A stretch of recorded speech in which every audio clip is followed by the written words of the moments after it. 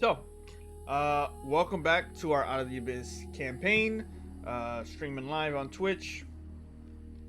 We are picking up right where we left off at an interesting point. Recently, our adventurers left Gracklestug and made their way to Mantol-Derith for a few reasons. One, Tikel's backstory has been leaving breadcrumbs along with certain visions and communications to head to Mantol-Derith for a very specific reason. Additionally, Vizrin has also mentioned that he could provide some assistance in the tracking down of certain items on the list needed for the ritual that will bring forth all the demon lords to one centralized location, forcing them to battle it out amongst themselves. Um, you've arrived and understood a few things about Mantol-Derith that may not have always been this way. Everyone here seems to be under the influence of a demonic entity. The Prince of Deception, Fraz Urblu. Revealed recently to Tikel, and potentially in little crumbs to some of you, Fraz Urblu is a demon Prince of Deception, the last demon lord to have been revealed to all of you. For some reason, he has chosen Mantol-Derith, and he is hiding here somewhere. Out of the purview of Tikel, out of the purview of all of you, many things have been transpiring. Merchants are jacking the prices on everything. Every deal seems to be a mixture of lies and deceit, where people are casually saying the opposite of their intentions. But some people seem to be unaffected for various reasons. You've also met the Black Network, who have been working with Vizrin and some previous enemies of yours in different regards. Currently, the Black Network is very open to assisting you in finding this demon lord and expelling their influence from Mantol-Derith by whatever means necessary. They've given you some insight, and you've also tracked some things down. You have tracked down 3 of the members of factions in Mantol-Derith. That would be Fen Wicket, leader of the Artificers and Deep Gnomes, Thane Vordrim, leader of the Duragar, and Eliza the Silktress, leader of the resident drow here. Gulek is a half-orc and current liaison or face of the Black Network in Mantol-Derith. And recently, the most important part of your recent quest is as such: track down the demon lord and rid Mantol-Derith of his influence, by whatever means at your disposal. That being said, you have no idea where he is. The most recent lead you have is that a member of Mantol-Derith society, someone very trusted, respected, and adored, was murdered recently. In the last month or so. It's hard to tell with all of the rumors that have been half-truths. But you're on the way to the crime scene to see if you can gather any more information about who killed him, why, and if it leads to anything. And that's where we left off. That's where we're picking up. You guys are on your way, climbing through Mantol-Derith's unique structure. And with that, I'll bring up, at the very least, the map for the stream.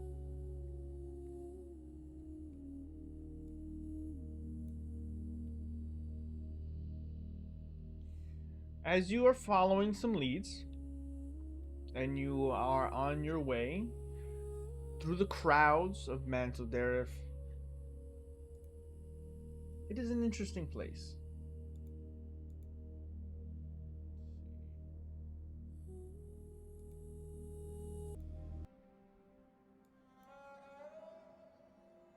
As you try to mind where you're walking, who's watching you, and who you converse with, the mixture of Darrow, Drow, and Duragar are abundant, even as you travel across the stalactite ceiling that separates the lower and upper part of Mantol-Derith. That would be adjacent to number 4 on the map, which is the oldest house. As you move through larger than normal hallways than you're used to here, there's a mixture of more wealthier people here than you saw below and less negotiating in business. There are a lot of people talking to themselves, however. In one way or another, conversation is continuously flowing. It's almost difficult to find much silence.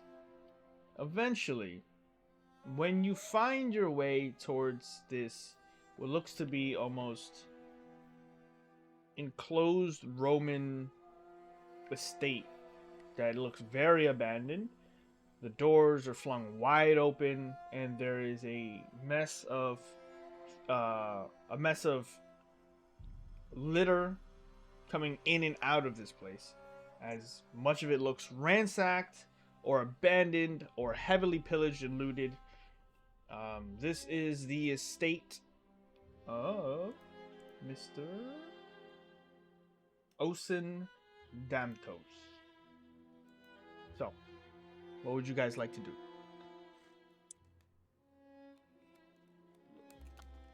Did you put that name in the thing? Ocean Dentos. It just looks like a domed building with the doors open. You says Kind with of, debris. yeah. But with it's debris, inside. Yeah, with debris. just kind of blowing in and out. It looks like things that might not be worth much money have been left in the wake of going in and out. Gotcha. Just shit strewn. I gotcha.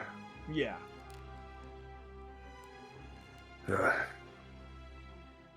Did is this where it led us after talking to Isabel? Eliza, I'm sorry. I was like, wait a minute, Isabel, what? Yeah, sorry, my bad. I was doing it out of memory, not off notes.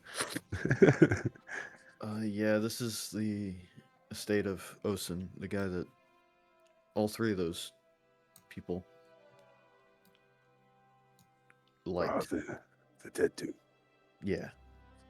Yeah, I figured we could probably find evidence or investigate around, look around, and see if we can find anything of who actually killed him.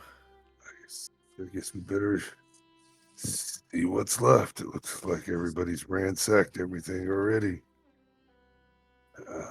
Peek my head in the door. Is there a barrier? No barrier. I'm waving my hand through the door. As you do, it's dark in here. It's cool. Nothing responds immediately.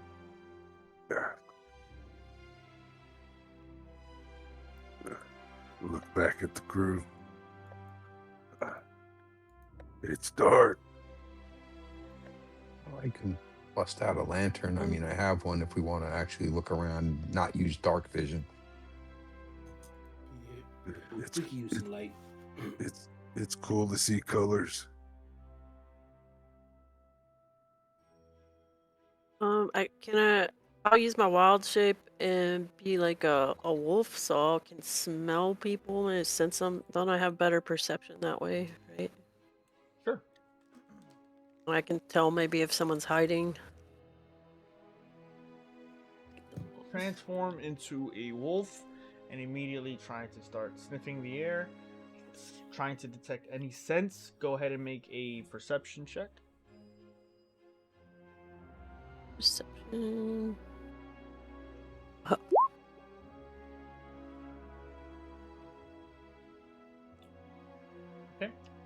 You smell a few things. A mixture of very poorly washed scents of just people in the nearby area. You smell a very familiar scent of dried old blood. You smell nothing out of the ordinary. Okay, so it's been there for a while. I can tell that.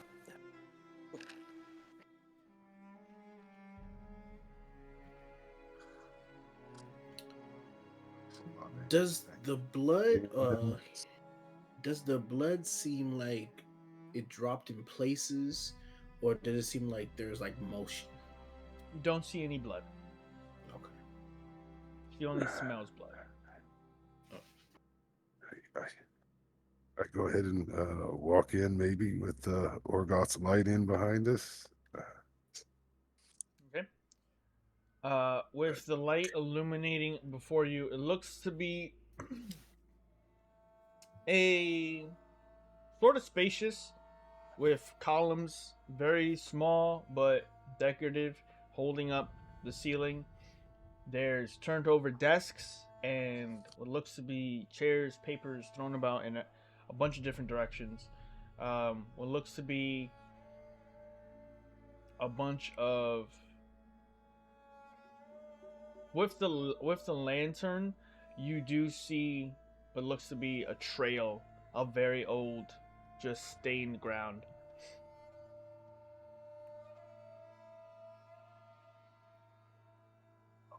Step up and be like, is this a trail here? And then start following it. Make a Hopefully. perception check. I want to do an investigation just for kicks. Sure.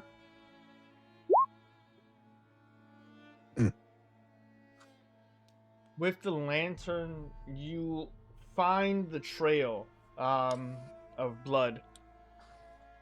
Eventually, there is what looks to be, in the center area, this sort of very, like, rectangular, wide across the ground, just bed of coals.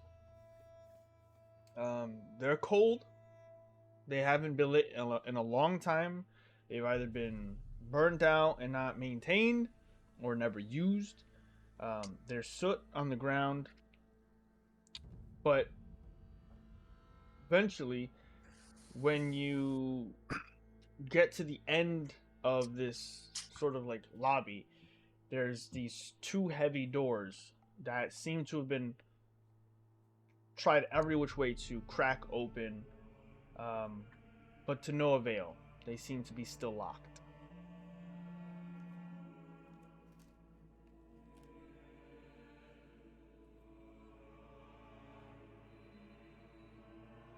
No, Yaku's not here. Yeah, it seems like Yaku has went into hiding again. Everybody will maybe put a metal guard around your throats. Tekel, would you like to try to give it a try? Or do you look at Orgoth or Ariz, or we could try to bash it open. I mean, I can give it a shot. I do have thieves' tools.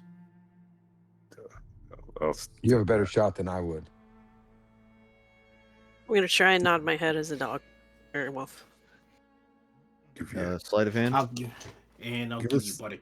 you bardic inspiration. Give you some light, Orgoth. Yep. Yeah, that's what I'm saying. I can just give you light. That's pretty much all I can do. I'm like, you got this. You can unlock it. Yay!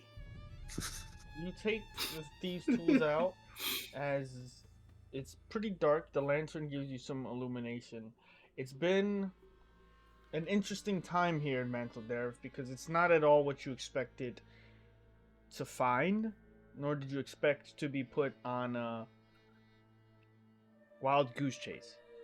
Mm-hmm. You unfold the tools, you take a few moments, but it doesn't take long.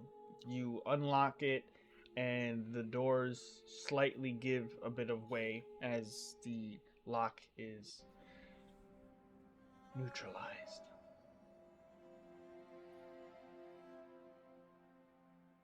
And then I just I look back at Ray. I'm like, do you want to go through? Oh yeah, I got you. Just push on through. Cool. You push on through, and as soon as the doors open, you immediately feel a whiff of air that almost pushes through the whole group, but you feel something. I need Ray and Takel to make intelligence saving throws.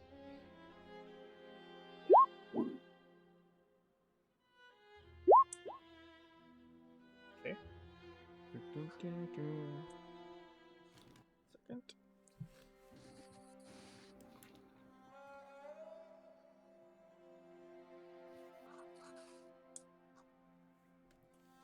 Okay.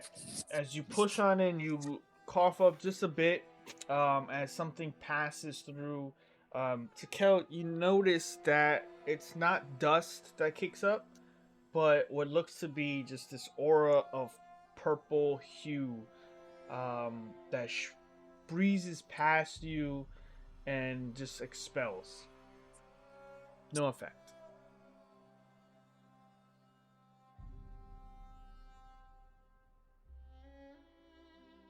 Oh, that was weird.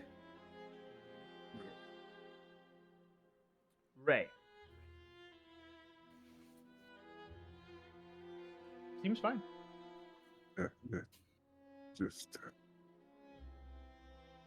what else is in this room? So try to start looking around. As you all now illuminate this chamber, what you do see is a mixture of like a studio with some walls that do break up, some line of sight, but there are very well kept furniture here. You have a beautiful table, not well lit at all, but there's papers and notebooks and journals. There's a chair, but it's knocked over. You see what looks to be a sleeping area with very nice sheets. There's a hearth. There's bookshelves. There's what looks to be cabinets for clothes. As you look around, there has been a scuffle here, and the blood trail leads to the center of this room, where you smell for the first time a very it's ripe corpse. But Ray, to you, it smells like nothing. Think all the treasure would be under the bed. Go and buffle the bed to see if there's anything over there. Cool. Make an investigation check.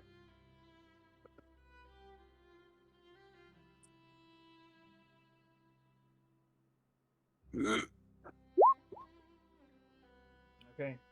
You mess with the bed. You push it over. You pick it up. You throw it over to the side. You look about the stone on the ground. You see absolutely nothing. Nothing really. Yeah. Can I investigate the papers?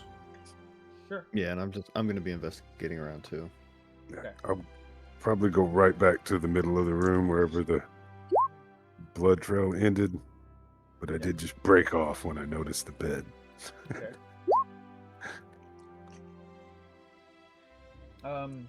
Bale, as you're looking about, the papers are a mixture of languages you don't really comprehend. As you're reading them, they sound like gibberish. Lots of numbers, names, words, stuff. There's nothing that pulls you. Kel, with the dancing lights, as you bring them up in different spots of the area, you notice that there's actually something near the bed as Ray has walked away, He's flipped over the bed. Can't believe you missed it, but there looks to be a small hatch or a tiny door underneath the bed. And I'm gonna like go over to it, and I'm just gonna be like, "Hey, Ray." And I then almost point shoulder toward the checked door. you. I almost shoulder checked you as I walked past. And, oh, how did I miss that? There's nothing there, Ray. Oh, yeah. Seeing magic. Do you not see this? See what? There's a door, a hatch. I go over and do the look really hard at. No,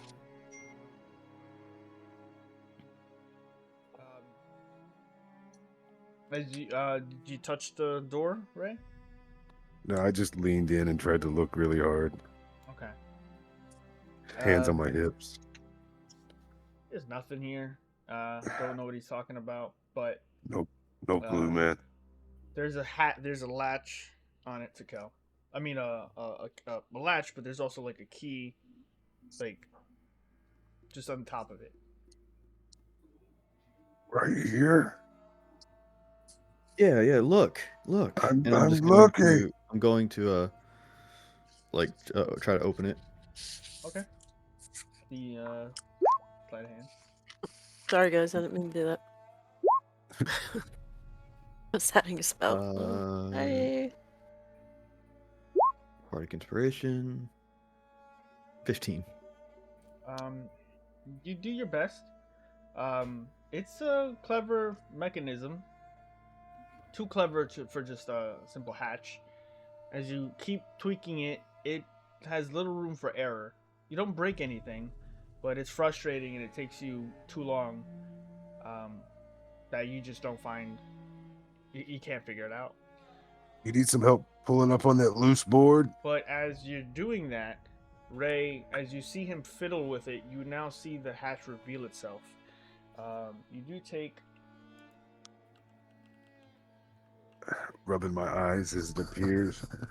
Ray, you take 7 points of psychic damage as you now see what looks to be the hatch now revealed. How much? I'm sorry. 7. Gotcha. Your brain starts to hurt as I'm rubbing my eyes really hard. Yeah. It's that. That was a bigger loose board than I thought it was. It's irritating the hell out of me. We should probably get in here. Anyone have any ideas? Is there a handle on it? Can I fit? Does it look like something I can fit through, or is it? very small. Like the size of a head. Or big head.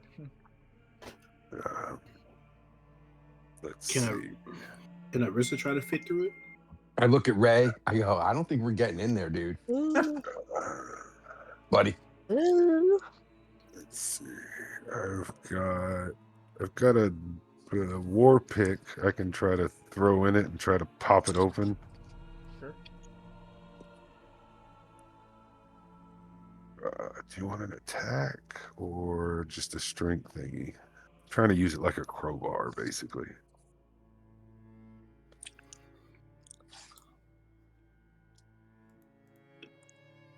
Yeah. Strength or athletics, whatever you got. Okay, just checking. It's the same. So, ooh, shit. Crit that door. Watch out, Tikal, as I pull out a war pick and put it right in the crevice and lean all of my weight on it inside. It doesn't go, it bends, and then I jump on it. And I nat 20'd it.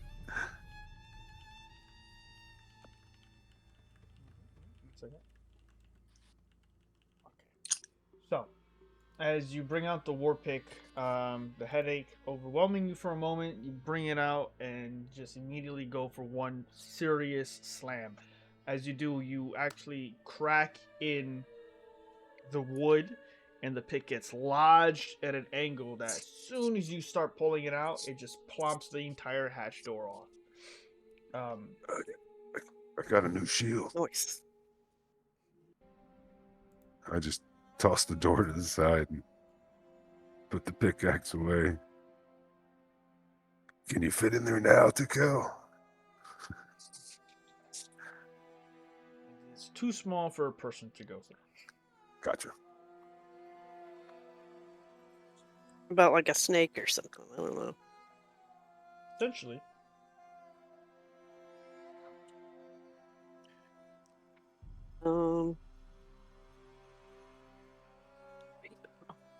Yeah, I only got 2 wild shapes, but yeah, I guess I can go. Wait, would a spider fit down there? I think spider's more fitting. I'll do spider.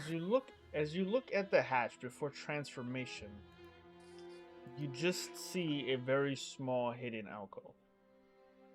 Doesn't lead anywhere. Check is that. You found someone's hidey hole. Yeah, especially if they can get small. Mhm. I could use my contortionist. I can put I'll my just- leg yeah, behind my head.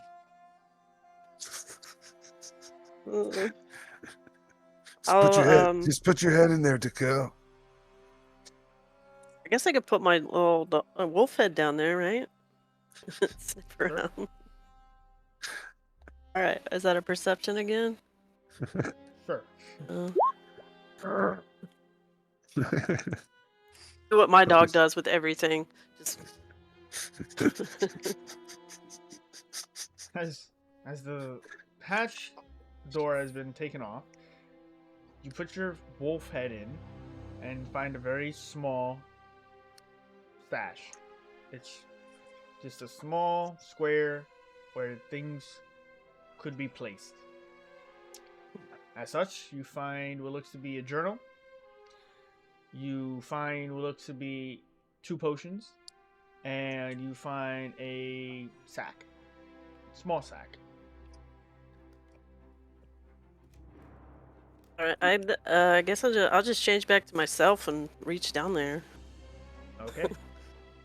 I'm holding on to the dogs. She's almost fitting in the That's just hole, me. and you turn back into a bugbear. You transform back to Ariza and grab what's in there. There's 2 potions in there. There's a journal, and there is a small sack. Alright, I'm gonna hand him to Tikel. Okay. I'm going Mhm. to. I want to identify the potions. Okay. Do-do-do-do.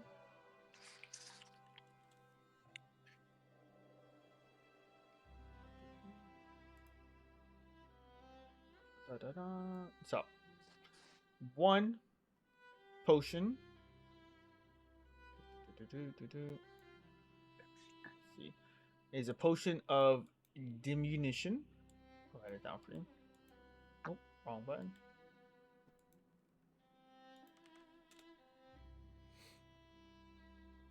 When drunk, a creature gains the reduce effect of the enlarge reduce spell for 1d4 hours. That would have been handy to get inside of it. Yep.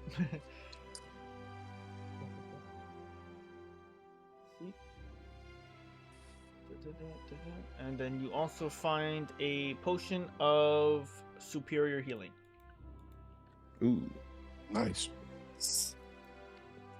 And I'm going to tell everyone what those potions are, and I'm like, here, y'all can do with those as y'all please. And I'm going to read the journal. Okay. As you The stack. as you pop the journal open and start reading it, what is everybody else doing? Daisy chain the potion to Orgoth. I don't. Yeah, I have a potion of greater healing already, or superior healing. I don't really need it. I take it and keep it to myself then, and kind of glance over at Ariza. Do you need a greater healing potion? I don't have any healing potions. At the moment. Superior. Oh, you can take it. Yeah, keep it. All right, cool. Yeah, just You got a lot of hit points, and usually you don't need it, but you can always give it to somebody else if they need it when they need it. You know, no big deal. Vale, do you want the small potion? Ariza, small potion? Yeah, maybe he doesn't have one. No, Yeah, I gotta. I don't need the potion of superior healing. How I about don't need the the small potion. I can just be a spider. Yeah, What about the- I don't need the the- small potion either. I'll keep the potions then. Yeah, I was gonna say we can probably use the potion of Dominion team before anybody else, since you're big and I'm pretty big. So we'll keep that on the side. All right. You can carry it. You can keep it. Make sure you write it down. Actually, I'm gonna grab the sack because I want to see what's in the sack. In the sack, you find 100 platinum pieces. Ooh, nice. Damn. Do we have a treasure in this group? I I normally think there's just 5 of us like- right now, so everybody takes 20. I just take. I just normally steal money when I need it.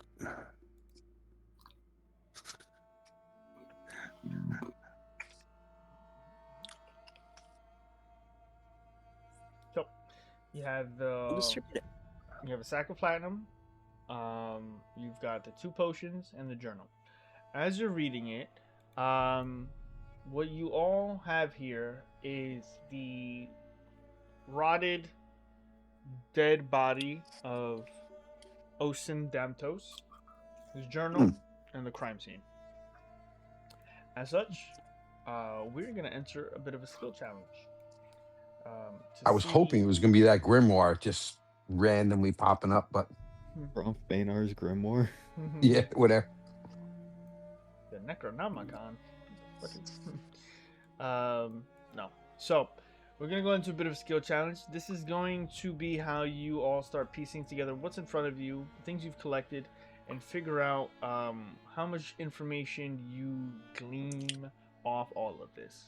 So, Takel, you're reading the journal, and it talks briefly at the beginning of just his time in Mantol-Derith.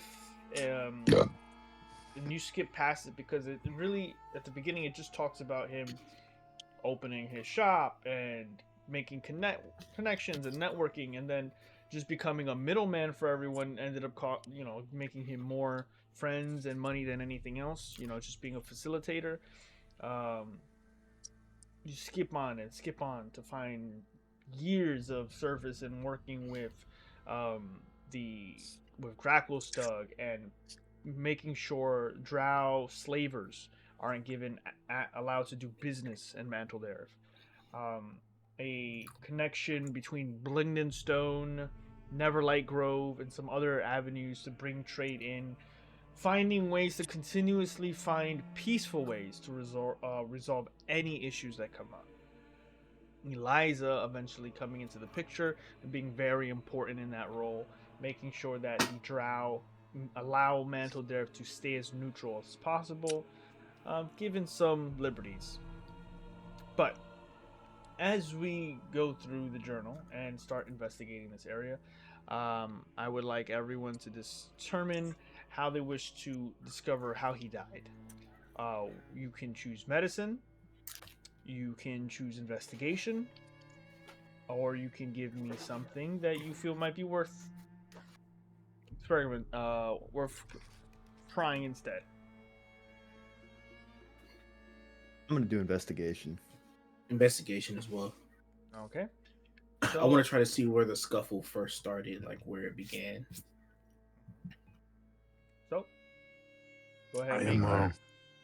If you want to roll for the group, or if the group wants to have one person roll, it's up to you guys. I don't have great skills on either one of this, so I'm okay with one person with I have a pretty good investigation, but if somebody wants to do it, that's fine. Yeah, If I'd I rather let somebody else Guy, do the go for it. investigation. Oh, I thought you were. if I Yeah, good Tekel, start investigation. Oh.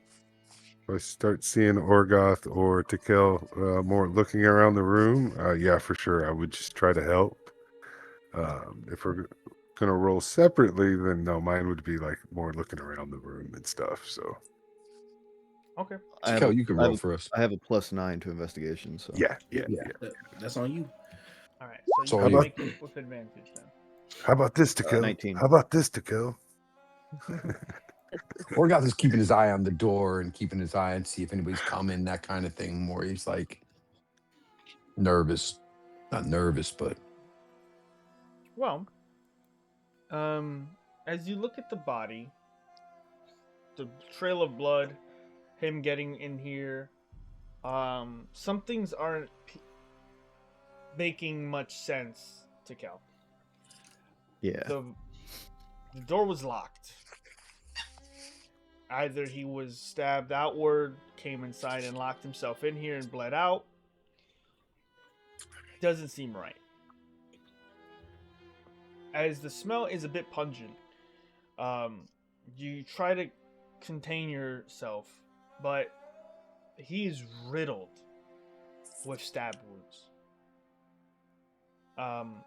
Consistently, very close, sloppy. Doesn't seem to be from multiple, like from different weapons, but one singular weapon over and over and over and over again. He was stabbed about 18 times by the same knife.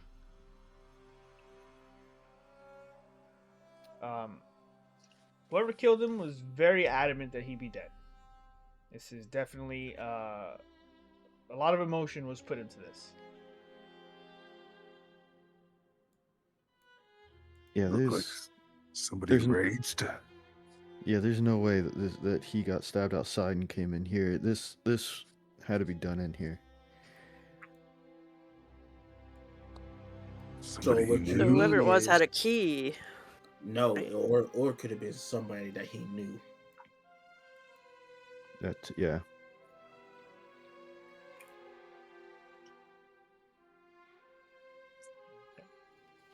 So, with one success, you have at least uncovered how he died.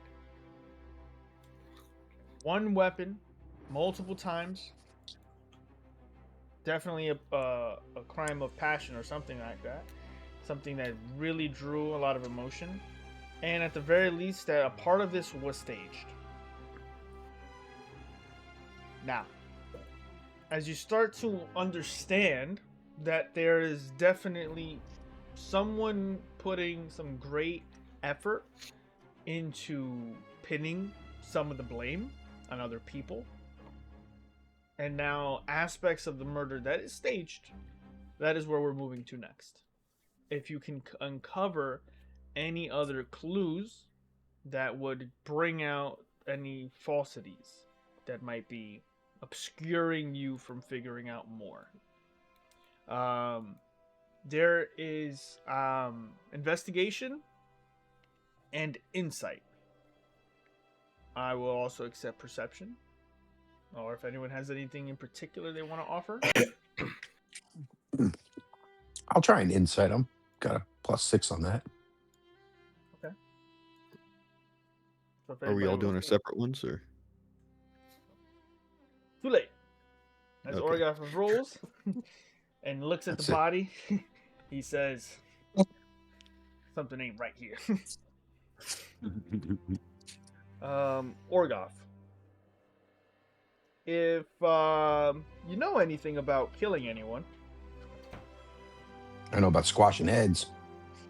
yeah, as you know about people breaking in, thieving, if you were to kill someone, you would do it and be done with it. Whomever did this did so, and then immediately or soon after started to make things out of place. For example, the body itself seems to have been moved a few times. You're not too sure if this is exactly where the person died, but the body was definitely moved. There is piles of blood that has stained dark and widened out spaces, and there are things that are thrown over in random places. It just doesn't make too much sense to you. That being said, whomever did it wasn't thorough enough to find the hidden cache of money, nor his journal, nor the potions. If this was a robbery, they definitely missed out on some substantial gains. Additionally,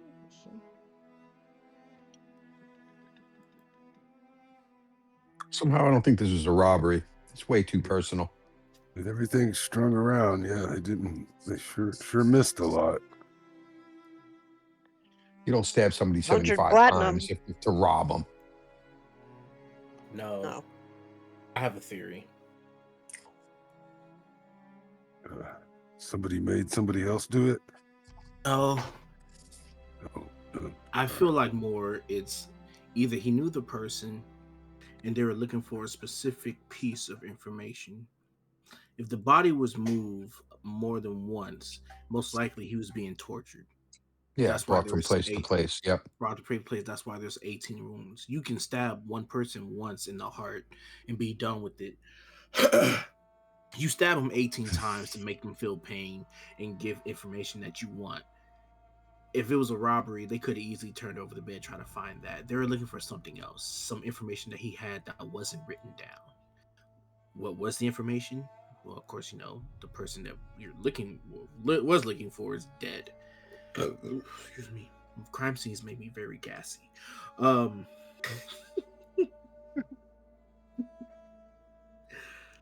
So, 18 times, most likely tortured, and was moved into different locations. If you're going to torture somebody, why move them to different locations? Continue on. Tikel, the journal gets to a situation that happened where runaway slaves in great numbers made it out of Menzoberranzan.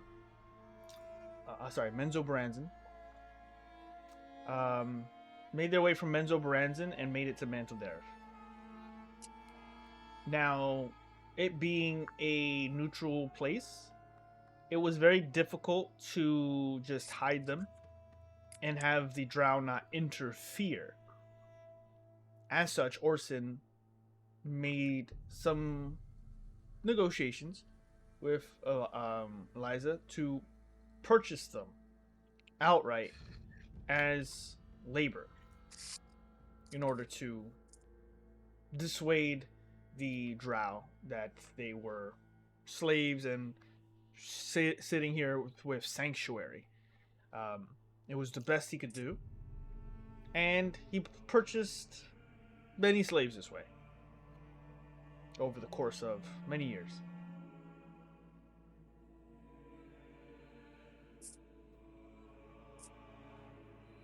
Orson was a good guy. Is there a ledger? Well, as you look around for a ledger, you find what looks to be his table of many notes and papers and documents. Interesting enough, though this place looks a bit turned up, it is mostly kept intact compared to other areas. This is the next part of the skill challenge. As you see his letters here, apparently Orson wrote many letters that you are in somewhat possession of. Additionally, you're looking for his ledger. Why don't you guys decide as a group or as an individual, if you're gonna make the check, investigation, insight. I would also take history in this situation. I got a +8 to insight. I did pretty good before. I'm going to leave it at that and somebody else roll. I was gonna say I still have my +9 to investigation, so Yeah, do the +9. investigation. Yeah. Okay, so if you want to do it, make it with advantage. 22. Okay. As Vale is looking through the stuff with you and everybody, combing the different parts of this chamber, you see what looks to be some heavy tomes, and going through them, they also look to have been opened recently or some time ago. There's very few books that are not opened here. Most of them are wide open. They are not taken care of. They've been thrown about. There's blood on some of the pages. And there are several crumpled up pieces of paper that, as you unfurl some of them, are written multiple times over. Many things crossed out and then the paper crumpled up. Each of the abandoned parchments that have been crumpled up are similar to the letters that you have in their final form. Okay. Also, the hand writing is very, very different.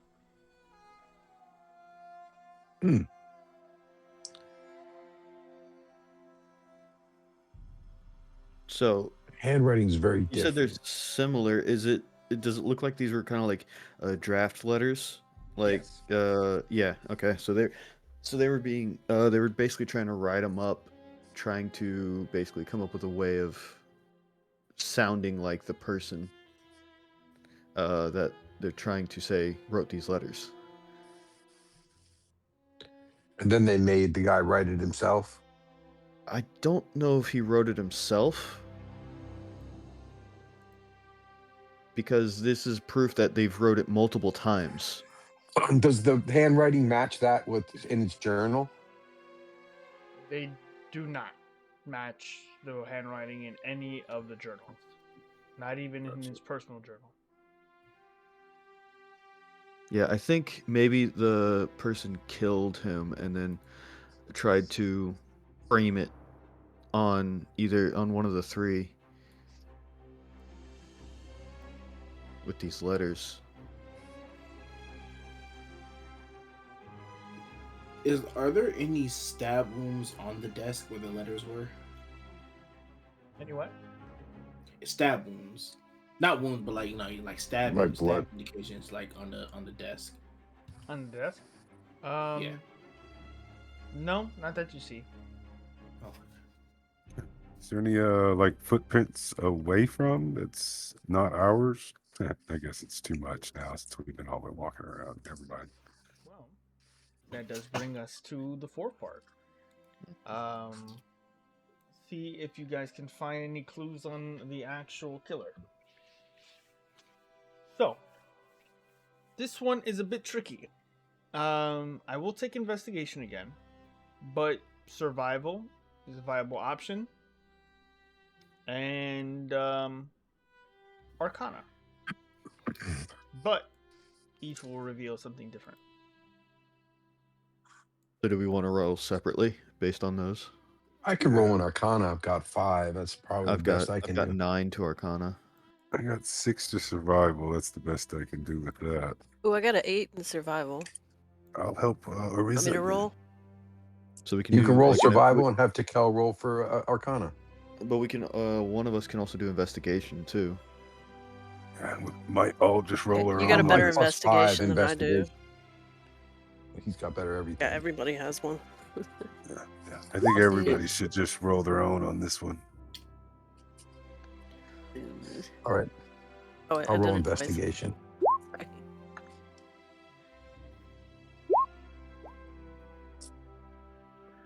Okay. Ooh.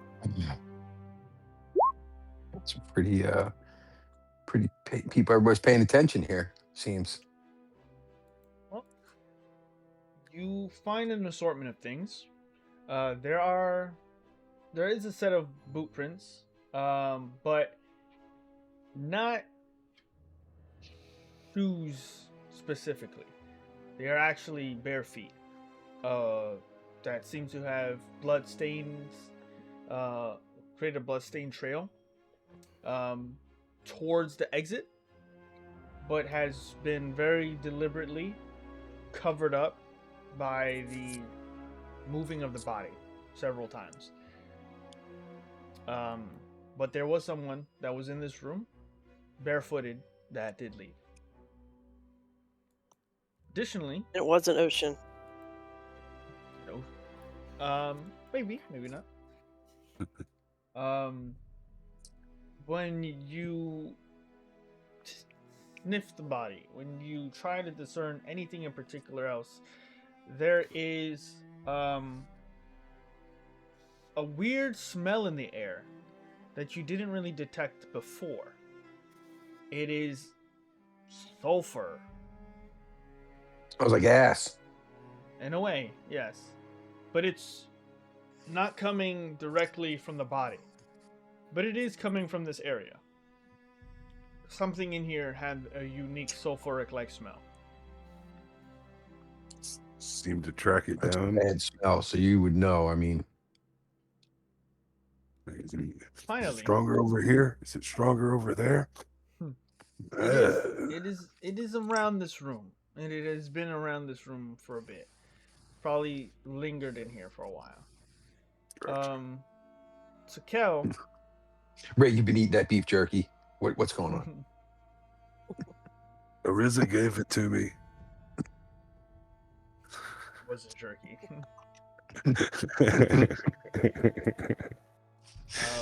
So Kel, We get hungry when we get stressed out. in the room, there is something off that is hard to place. There's traces of magic here,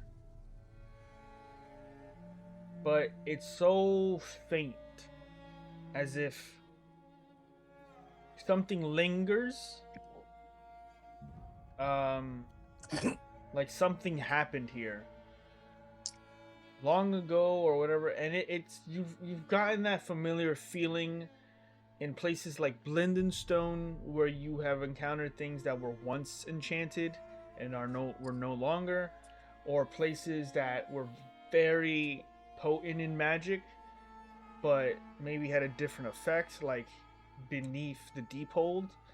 Something here, something in here was magical. Something at one point or another caused something to happen, and something faintly is lingering. Something's rotten in Mantol-Derith. Maybe. Did anybody search the body?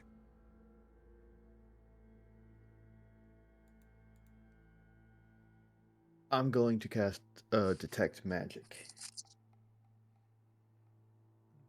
I can use my divine sense and try to see if I mean, not that it only picks up a few things, but I try to flip the body over.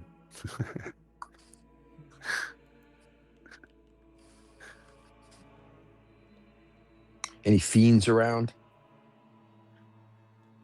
We're doing that? So I'll do divine sense real quick, but I mean, it's the only thing I could think that might be around here is a fiend versus celestial or undead. Okay. Make a religion check, Orgoth. All these auras popping out. Oh, I see a 1 and a 22. Good. It was the first one. I'll take that one. Nice. Tekel, you detect conjuration and illusion. Do I have an idea of where? In this room. Okay, so just the room in general. Something happened at one point or another. Maybe not specifically active at the moment, but it's hasn't left yet. Orgov, as you exude your divine sense, you feel a shift in the illumination of the room as you actually push onto something. Your magic, radiant as it is, pushes against what feels to be an aspect in the room you guys haven't noticed, as what looks to be this purple mist in the room gets peeled back. You detect something in the corner of the room, but as you do, Orgoth, you see something in the corner before it fades away as it realizes you've detected it. You see a greenish or yellowish large head that grins excessively so as it realizes it's been revealed, as it shifts, shimmers, and expels out of the room. I have my shield up immediately, my hammer out. I'm like, there is a presence here that just disappeared.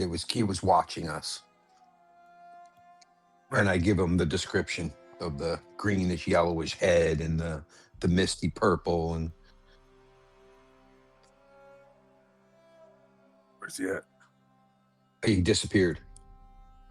As soon as I noticed him with my divine sense, it must have been a fiend of some sort that's been staking this out. Maybe that's who killed this thing. I don't know. Couldn't say. It disappeared though. Did he poof and smoke, or just does he seem like he's around? Listen, is he still around the room? I think he's gone, right? Completely. With your divine Mada. sense, he is gone. The creature is gone. Yeah. But it was not a celestial. It was a fiendish presence. Yeah, for sure. That being said, based on your role, it is something you have not encountered yet. You have faced many creatures of evil in your time throughout this adventure. You have faced demons, demon lords. You have felt their lingering madness. You have felt their presence from far away and up close. This is not that. You have faced creatures of pure chaotic carnage, bent on destruction. This is not that. The creature is a fiendish and devilish entity from the Nine Hells. And that I is where the impart that sulfur is coming to from. the crew. Yeah. There's a hellish creature here that's bringing this stank with him from the depths of hell. We are not alone here. We are now, but I don't know if he can come back. Evidently, he's here for a reason. I'm just kind of looking at Tekel like, I don't know what's going on right now. Did he have shoes on? I didn't notice. I just saw a big head grinning. As soon as he noticed that, I noticed him. And then he disappeared. Poof. Maybe the sulfur smell is kind of going away a little bit now. It is. Interesting. Why would there be somebody from the Hells? Another player in this the battle for dominance here in the Underdark? Maybe, but we haven't seen any of them do anything yet. That brings us to our 5th challenge, our final challenge. Tikel, as you're reading through the book, especially now with the presence of whatever this creature is, whatever this fiendish presence,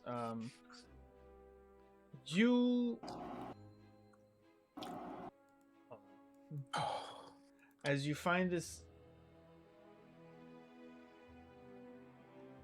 extra player confusing, you start to flip through the pages, trying to get closer to something more recent. A very recent batch of slaves from Menzo-Baranzan arrived in Mantol-Derith at a very interesting timeline, close to a date you remember. It is close to the time you were in Velkenelf. There were a few individuals who escaped the drow. There was some from the surface, some on the run, one in particular that was quiet at first, but they were able to escape because something happened. An attack of demons shortly after the city of Menzo-Baranzan was attacked, by all accounts, by a massive monster of impossible size and madness. A two-headed monstrosity.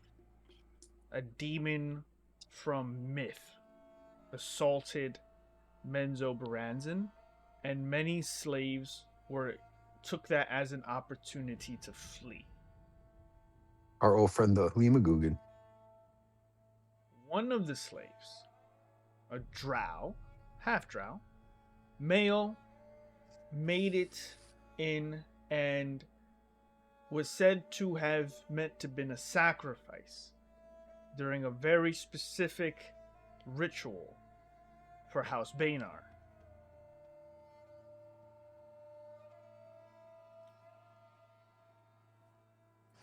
As we get to our final skill challenge for this investigation, this is a bit more abstract. This isn't looking for clues anymore. This is a culmination of everything you've all ever learned from your time from Velkenelf to now. If you would like to make an Arcana check,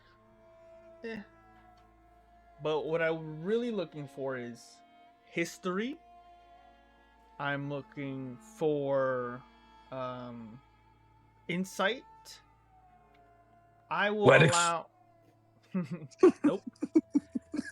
This is a very particular skill challenge. I will give you inspiration per person for whoever can remind the party or us in general of something that specifically happened that reflect the events that could connect here, based on the journal and based on the timeline and based on what has been said and all your knowledge. I mean, I know what the whole thing was about. It wasn't. Yeah. The half drow that was supposed to be basically like sacrificed was Tikel, because they said it in a note. I think in notes that we found in Grackle Stug on some drow. Well, this half drow made it to Mantol-Derith. Oh, okay. A batch of slaves escaped Menzo-Baranzan, one of which was meant to be part of a sacrifice for House Bainar. Okay. And he made it to Mantol-Derith.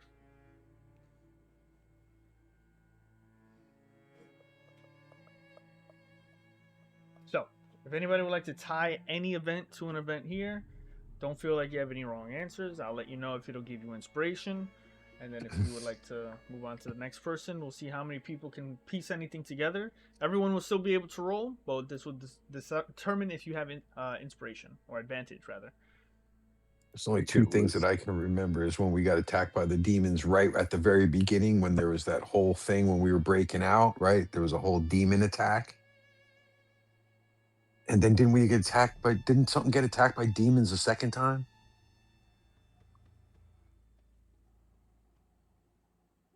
Maybe Grackles too. I don't remember. But that's as far as my brain will go. My rotted melon. I can kind of remember there was a drow that was being held captive at the same time while we were being held captive. That wasn't I think he died though. Tikel. Thought he died though. Wait, wasn't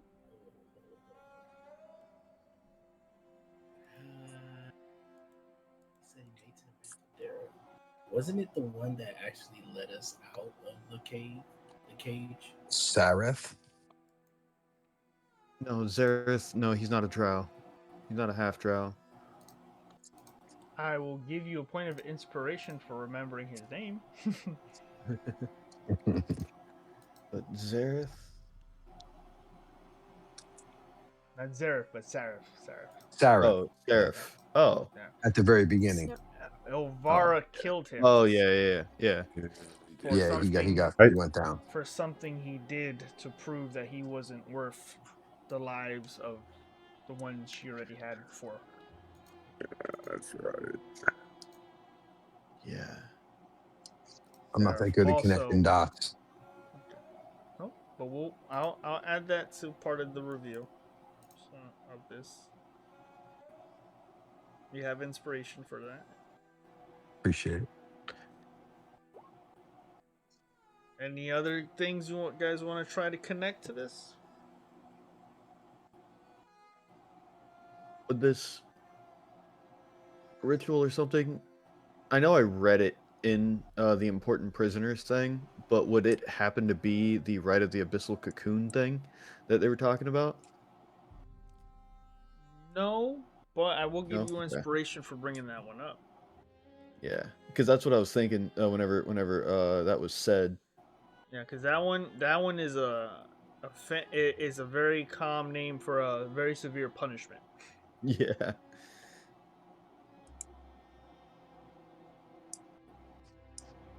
Yeah, Ray can't remember anything else.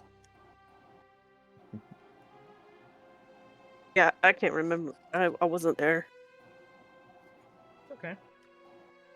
Maybe a couple more moments.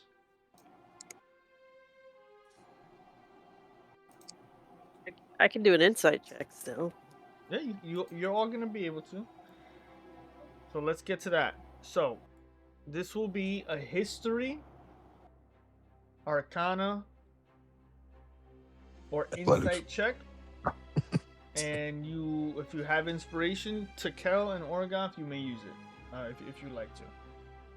Yeah. Investigation or insight? I'm going to go with insight then. We're all rolling our own rolls? Yeah. Oh, I guess I'm going to be using that inspiration. Try that again. Not much better. Jesus. That was pathetic.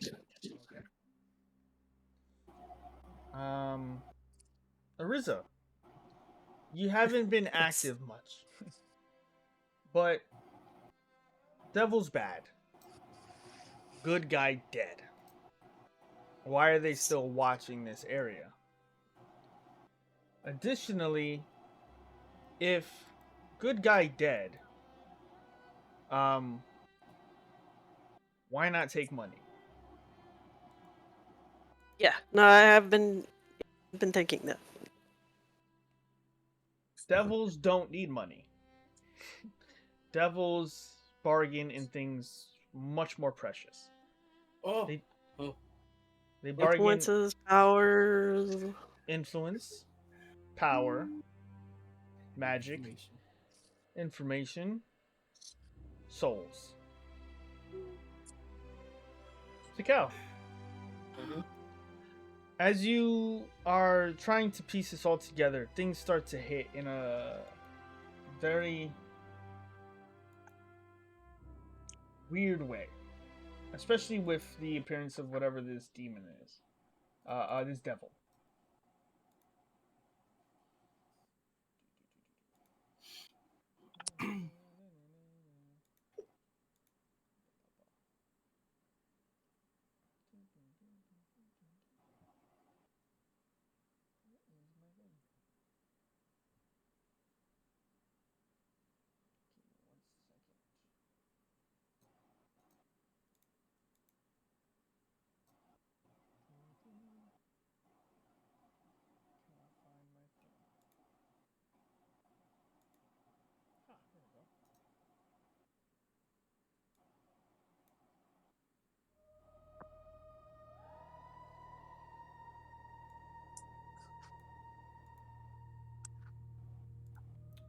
For the first time, Takel, you still have detect magic going, and things start to come together with the dates. You immediately start running through the pages, going further. The attack of Menzo Baranzin was when the Demogorgon attacked.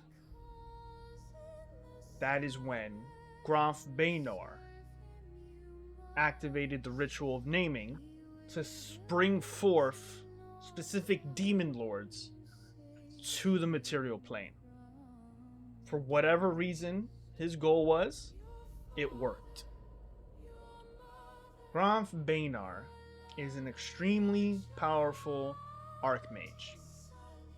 And what's been missing is how he was able to fuel such an event. Despite his tremendous power and skill as a wizard, there are still limitations. He's not a god. And then you recall your stone. Contains the minds of every good being that died in the Dawn War. And the counterpart stone contained the souls of every evil creature that was vanquished. You flash detect magic with a very specific focus. And what you see, you all see for the first time. Traces of red, crystallized dust floating off the body of Orson.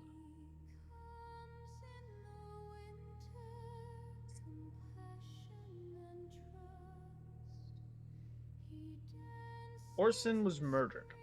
Someone covered it up. And it had to be someone he knew.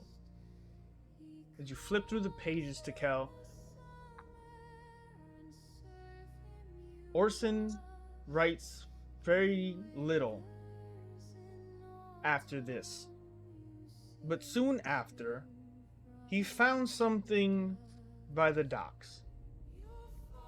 A stone of red. A stone that he plucked from the waters and brought back into Mantol-Derith. And from there, his writing changed dramatically until he wrote nothing at all. His time with the Black Network needed to come to an end because he needed to start something that would fix Mantol-Derith's problem, which started to become expanded upon. At first, Orson writes that the problem is that the drow could take over Mantol-Derith at any point. Then it's because Gracklstugh is too close to them. Then the spreading of madness and demons. It would be perfect if there was something that could shield Mantol-Derith from all of that. The stone The oncoming storm. Precisely. And He then knew this was coming. the Orson writes in a totally different from what how he normally writes. He starts explaining that he can use the slaves he freed to start building something. acquiring things that he'll need to accomplish something to keep Mantol-Derith not just secret, but hidden.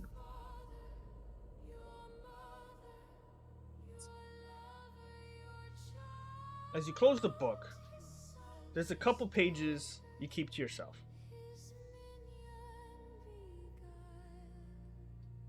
But there's talks in the book that Orson started to, from your perspective and insight, build something beneath Mantol-Derith that would handle things. And that's kind of where it ends.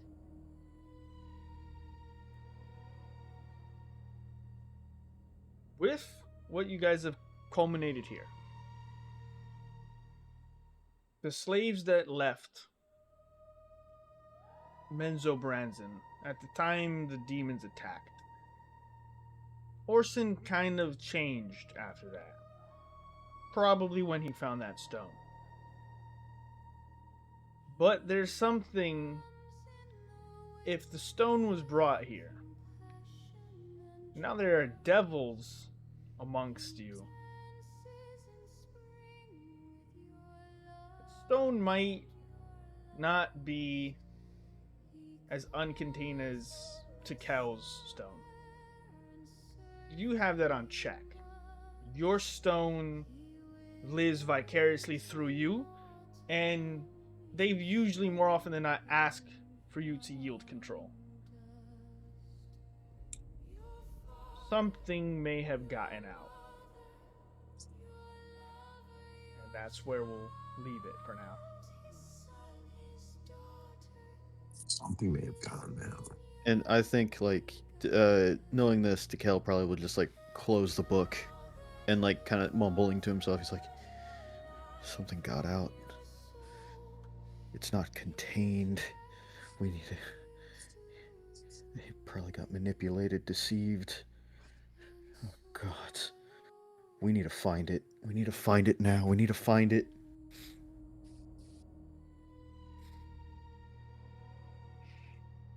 Did you find? Is there any, like, mention of anything underground? Like, you said he was building something underground, and I'm gonna, like, start looking to try to find information about underground. Like, where was it? Like, what was he doing? Where can I go? Kind of thing. You recall, without letting everyone know of the last 2 pages, that some of the workers, some of the slaves ended up running away and leaving Mantol-Derith, including some of the surface prisoners. But Faelzar Vexrin, who was consistently quiet and grateful to Orson, stood by his side to start the process, looking for a location to conduct whatever ideas he had. Yo, is Grump here? We know Grump isn't here. Oh. It's not Grump.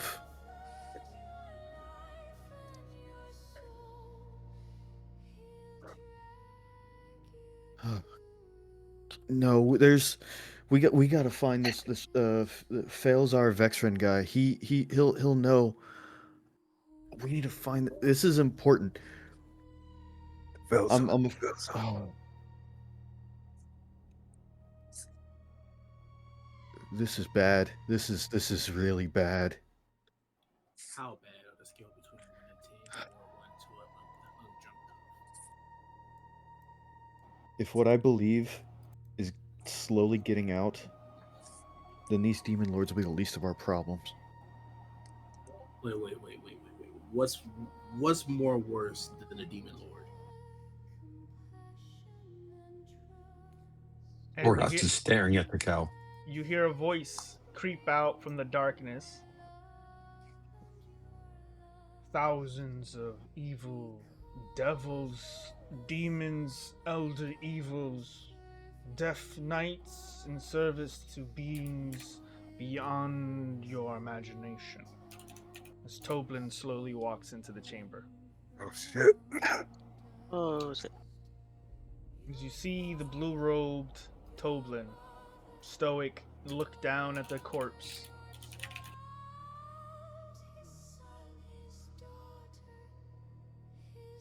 Oh, We- finally you arrived. We need to discuss this in a place we can speak freely.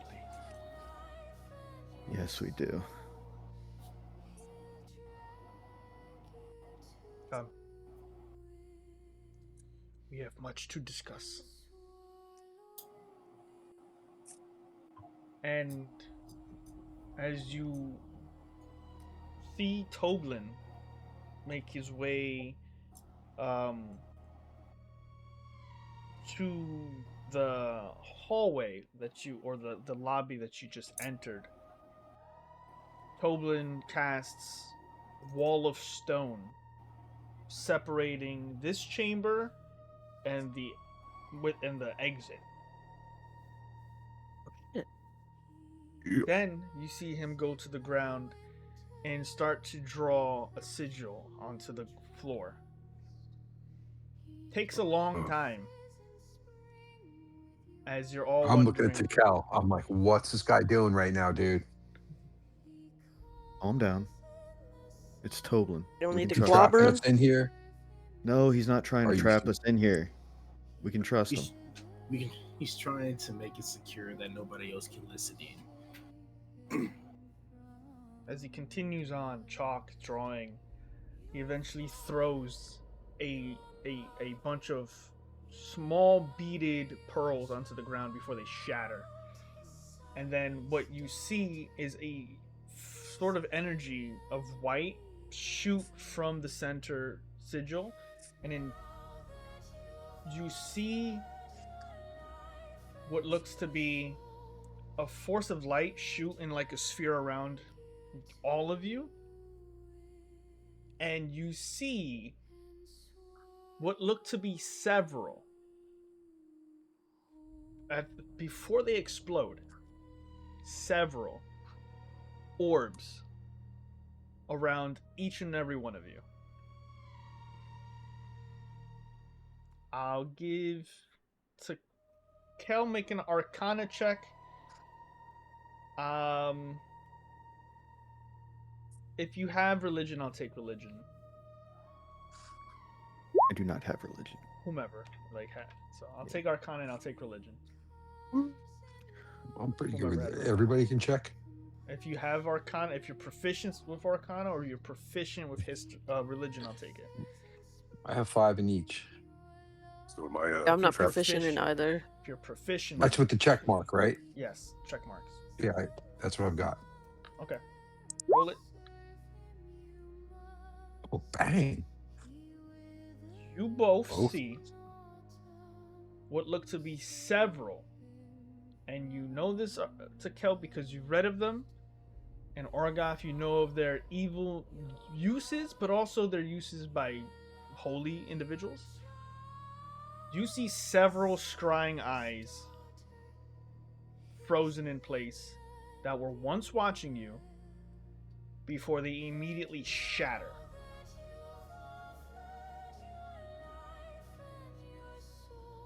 Once we notice them, they shatter. No, once the arcane spell activates, all of them shatter. Toblin's arcane spell shattered the Mhm, eyes that were mhm. watching us. Yep, gotcha. Been watching us the whole time. Just like that demon head in the corner. Yeah, there's something heavy going on in this place.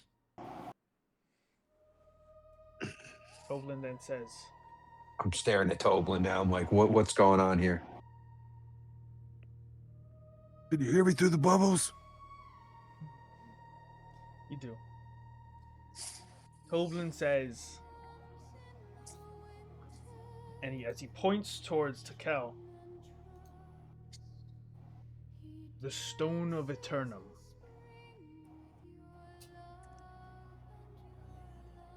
somewhere hidden here, the Stone of Maledictus,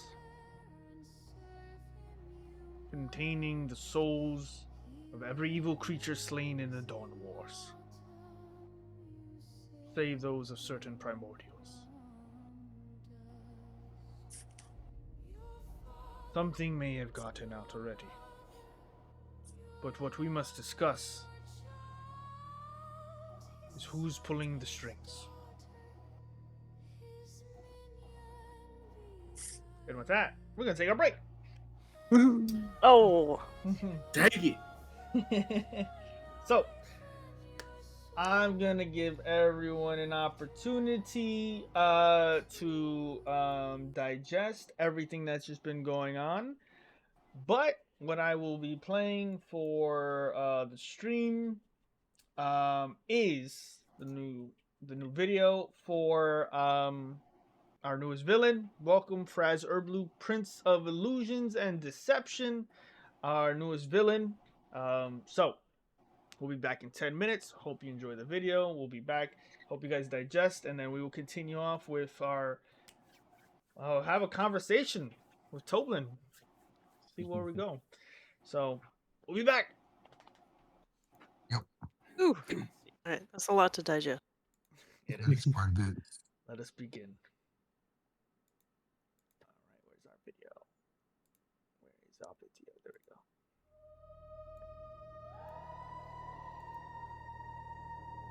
Check it out at youtube.twitch, youtube.com/MadaZitro.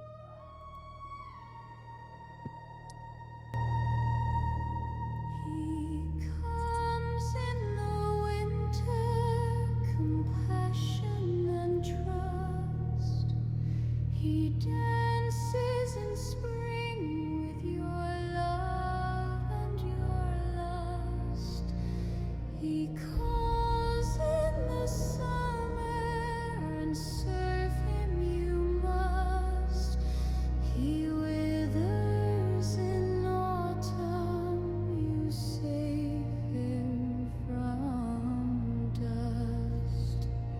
Your father, your mother, your lover, your child, his son, his daughter, his minion beguiled. And now that you've offered your life and your soul, he'll drag you to ruin and swallow you whole.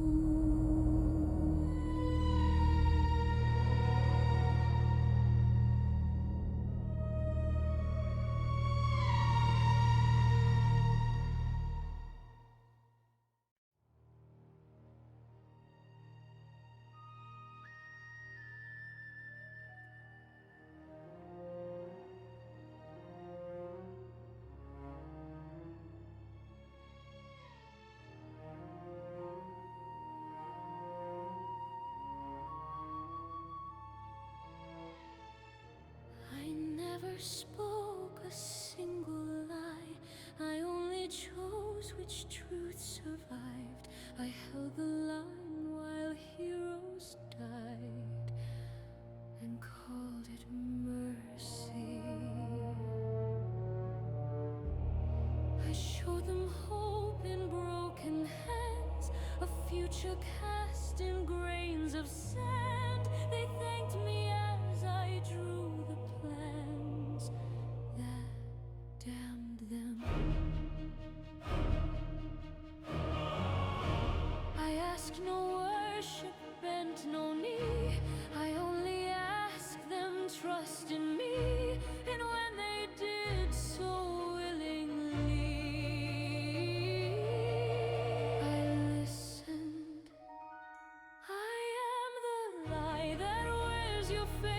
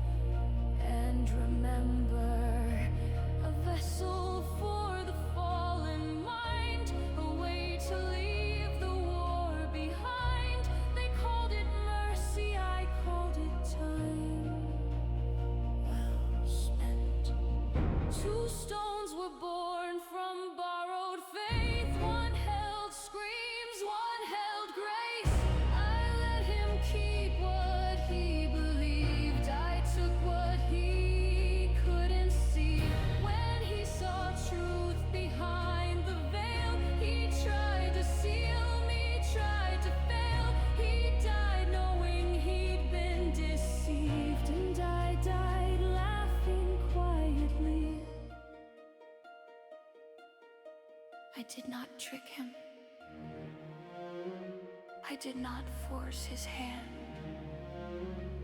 I only asked him what he would sacrifice to save the world. I am the voice inside the stone, the guide that never walks alone. I teach you how to carry weight until you love the chains you hate. I don't command, I just agree with every doubt you had in me. If you fall, it's by design. You called it destiny, I call it mine. You hear me now, don't turn away. I sound like wisdom, sound like pain. I helped you walk where others strayed. I made you better. I never asked you for your soul. Just one more step, one more control. Tell me, what's the difference, whole or shattered? I am front, sir, blue truth refined, a perfect lie you'll never find. I don't corrupt, I clarify, I show you why the angels die. I am the answer you defend, the voice you'll call a trusted friend. And when the world is finally through, you'll swear I never lied to you. Because I didn't. I only told you what you needed to hear. You wanted truth. You tore the veil from my face. So look at me now and tell me which of us is still pretending.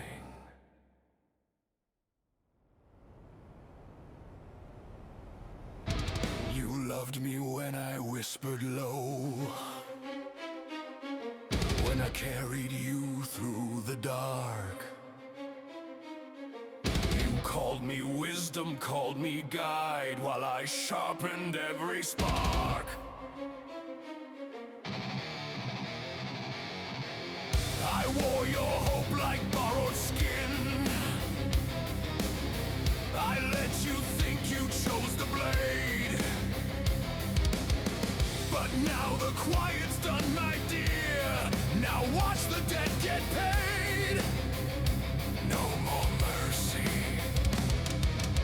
I bent the world without a scream. I broke no law, I bowed to none. But you don't get to doubt me now when all the counting's done.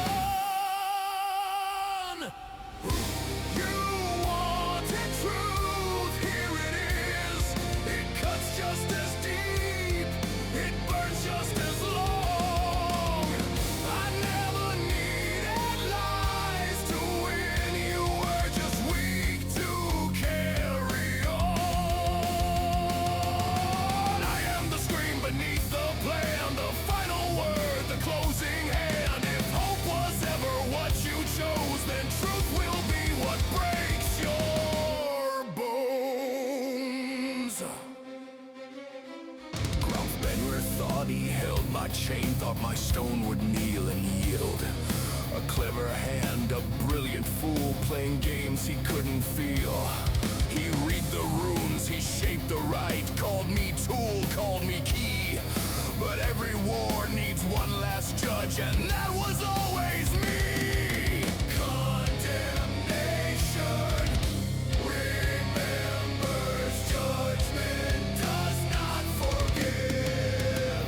The stone of Maledictus sings again, read with every oath you broke. Fares were scattered, what was mine, but chance is just another joke. Now it's back within my grasp, and I am done with subtlety. No shadows left, no mask to wear, only inevitability. I gave you choice, I gave you time, I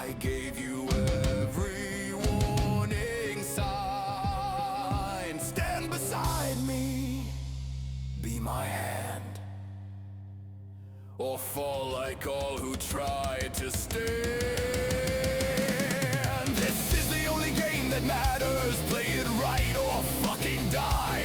No more lessons, no more favors, no more truths to justify. Win beside me, rule the ash, lose and feed the stone at last. Ask me now if I still lie. Ask me now, then fucking try. I watched the Dawn War drown in blood. Heaven screaming, hell in chains. I counted every soul that fell and learned what power really means. Angels burn, gods look away. Heroes rot, the world obeys. If truth is cruel, if truth is pain, then tell me why you still remain. I am Francer Blue, unmasked, unchained. Not your myth, not your blame. I don't deceive, I dominate. I don't corrupt, I demonstrate. Be my pawn and live in fire. Refuse and shatter on desire. You beg for truth, you broke the seal. Now kneel or learn what's real.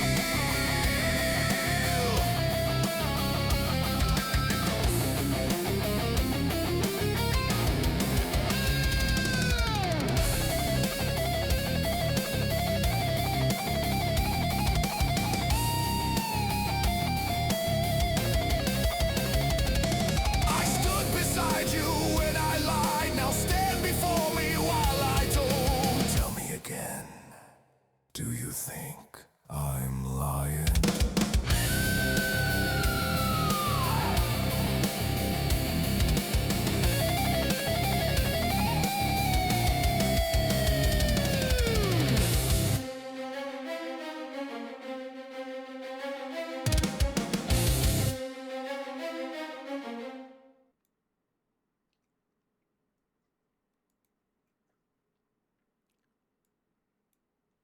How's everybody doing? Okay.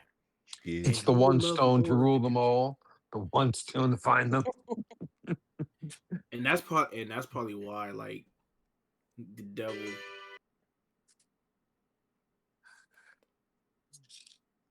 that's probably why, like, the devils were probably asking him or torturing him, like, where's the stone at? Or he made a pact or some kind. And they couldn't get the information out, so that's why technically he died. Okay. Cool. He bled out eventually. Who bled out? Well, he was stabbed 18 times. So Yeah. Yeah, I'm sorry. I'm trying not to choke. yeah, I was like, And then he bled bled out. out. Yeah. Before they could stab him the 19th time. I mean, I know I could survive it, but Oh yeah, totally. Yep. Yeah. Once he gets to 21, then it's over. He starts screaming for his life. oh yeah. All right. Everybody here? Everybody good? I'm here. Yeet. Here. Okay. Here. Welcome back. We return. We're picking up right after Toblin has cast a spell to destroy the scrying eyes around all of you. You are all within the chamber where Orson was murdered. Let's bring up some stuff again. Orson Thamtos was murdered by someone from Mantol-Derith. Something was taken from him, but not money, not magic items, nor his ledger. Someone was trying to make it look like he was potentially murdered by somebody else. They went through tremendous effort to do so. And something changed in Orson after he found a red stone by the docks in the water, shortly after the attack on Menzo Baranzan. Now, that's where we continue with Toblin here.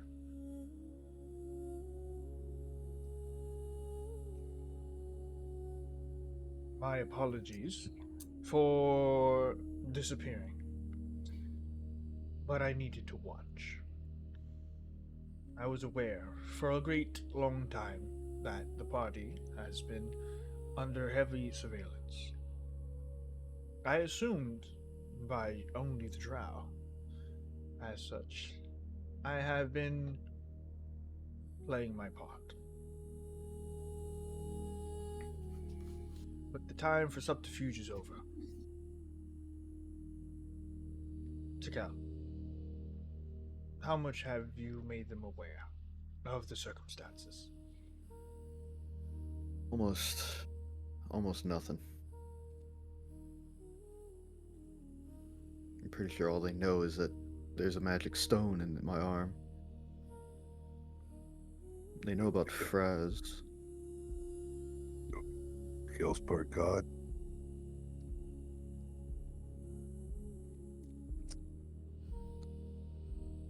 As explain that. Toblin, standing tall,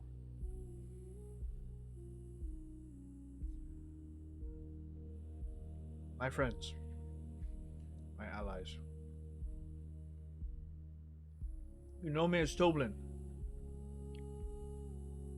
but I am one of the last remaining survivors of a time long past. I am one of the Eternum. Kel wields the stone, foundation, culmination of my people. The greatest minds, the most innocent, and not just the most innovative. Sometimes just mere carpenters. But his stone houses a culmination of my people. He has used it to tremendous effect, aiding you along your adventures, mastering it when he can, and they have chosen him as their champion. That being said, there's another stone. One fueled by pure evil. The souls of many creatures defeated at great cost. Given second chance as prisoners.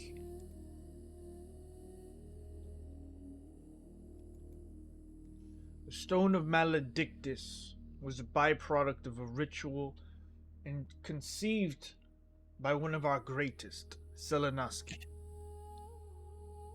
aided by a creature that goes by the name of Fraz Urblu. What we all now know to be a demon lord. A very powerful one, a very manipulating one. He's the prince of illusions and deception, and is hiding somewhere here in Mantol-Derith. That being said, he is much more cunning than the others, and entirely more dangerous. The fact that we have not seen his face, nor do we have a mass carnage of bodies, leads me to believe he is still within the stone. I may have seen his face. I severely doubt that. I tell him about the green and yellow head.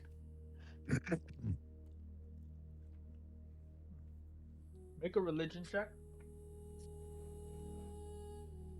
Let's see if you can give Toblin 8 on this. No, come on. Oh, one of them's good. Oh, it's the first one. Good.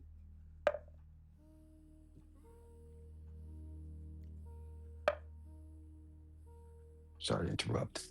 No, you're good. I just thought it was relevant. That's good.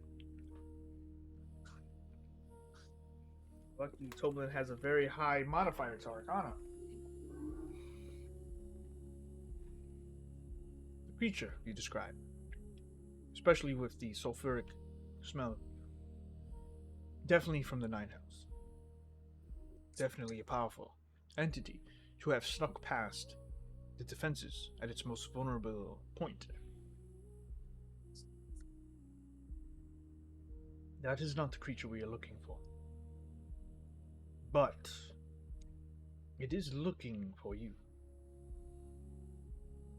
Those creatures did not grow just impatient. They thrived within the Stone of Maledictus. They made deals amongst each other. They fed off each other. The power dynamic changed with the centuries. Whatever creature that has escaped already, probably fueled by the murder of Orson here.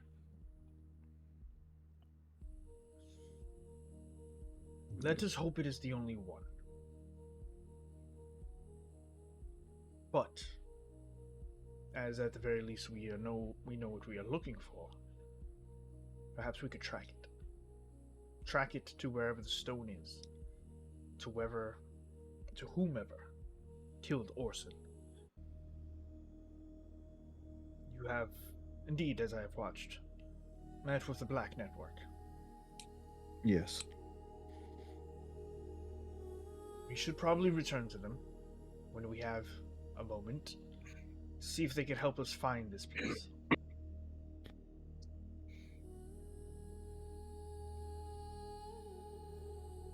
I will answer any questions you all have. Oh, yes, Toblin, I got a lot. What do you mean you're the last part of the Eternum? My people are all but gone. Few of us who remain are accomplished wizards, arcanists across the world, from an Alvaron to Messenia to Charlia, and so forth.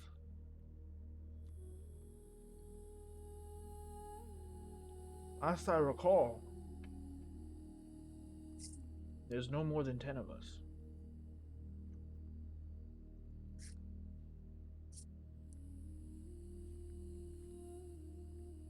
You played a part in the Dawn Wars, correct? A small one. How can you be that old? Yeah, I mean, at least for us, the Dawn Wars happened, almost a couple centuries ago. Eons. So how are you able to live that long?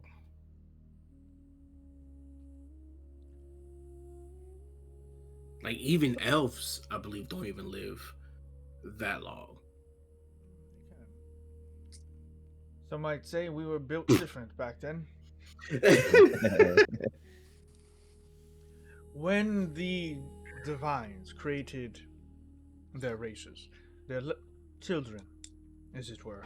Someone's gotta die today, and you have got the final say. Don't make me do this. Don't make me do this. Wait a minute, what's going on right now? Don't start that. Don't start that. I didn't. Gentry did. Gentry Oh, great. put it in the chat. As Toblin answers your questions, he says, we were built different then. Children of the Divine were very specifically crafted. And humans were not the first iteration. Nor were the elves. Very close. But there were what we call academically the greater races. And though I cannot say that I am one of these greater races, I was born in a time where our lifespans were a bit longer than you can imagine. A bit? I mean, I'm sorry not to interject. Sorry. But a bit. I believe you're underestimating that point a bit. Most humans don't even live to almost 100 years old, and you've been alive for centuries is 100. What's the name? Eons. Thank you. Yeah, you've been alive for eons. I've done what I could with the time that I've had.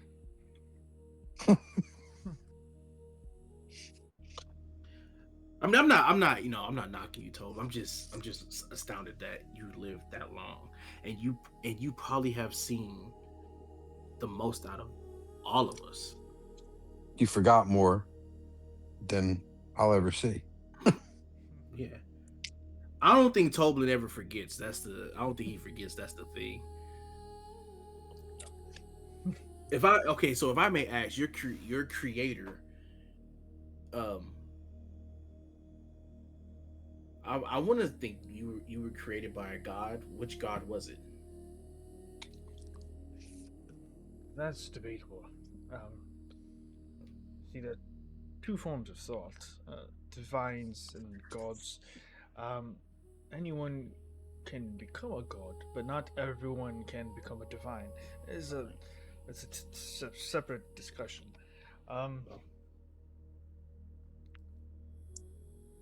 My people. It is difficult to place who the original designer or architect were. But humanity at the time was actually the most dominant and unique of the species.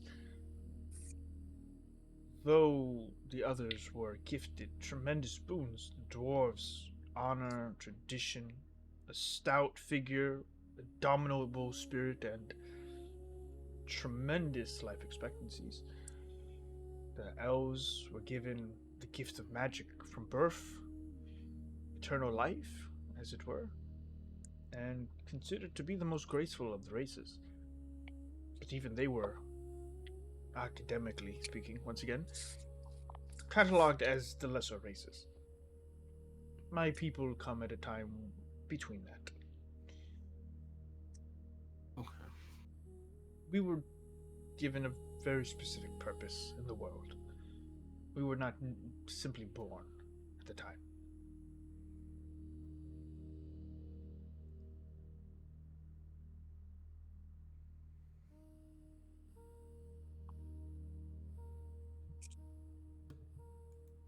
Become a god.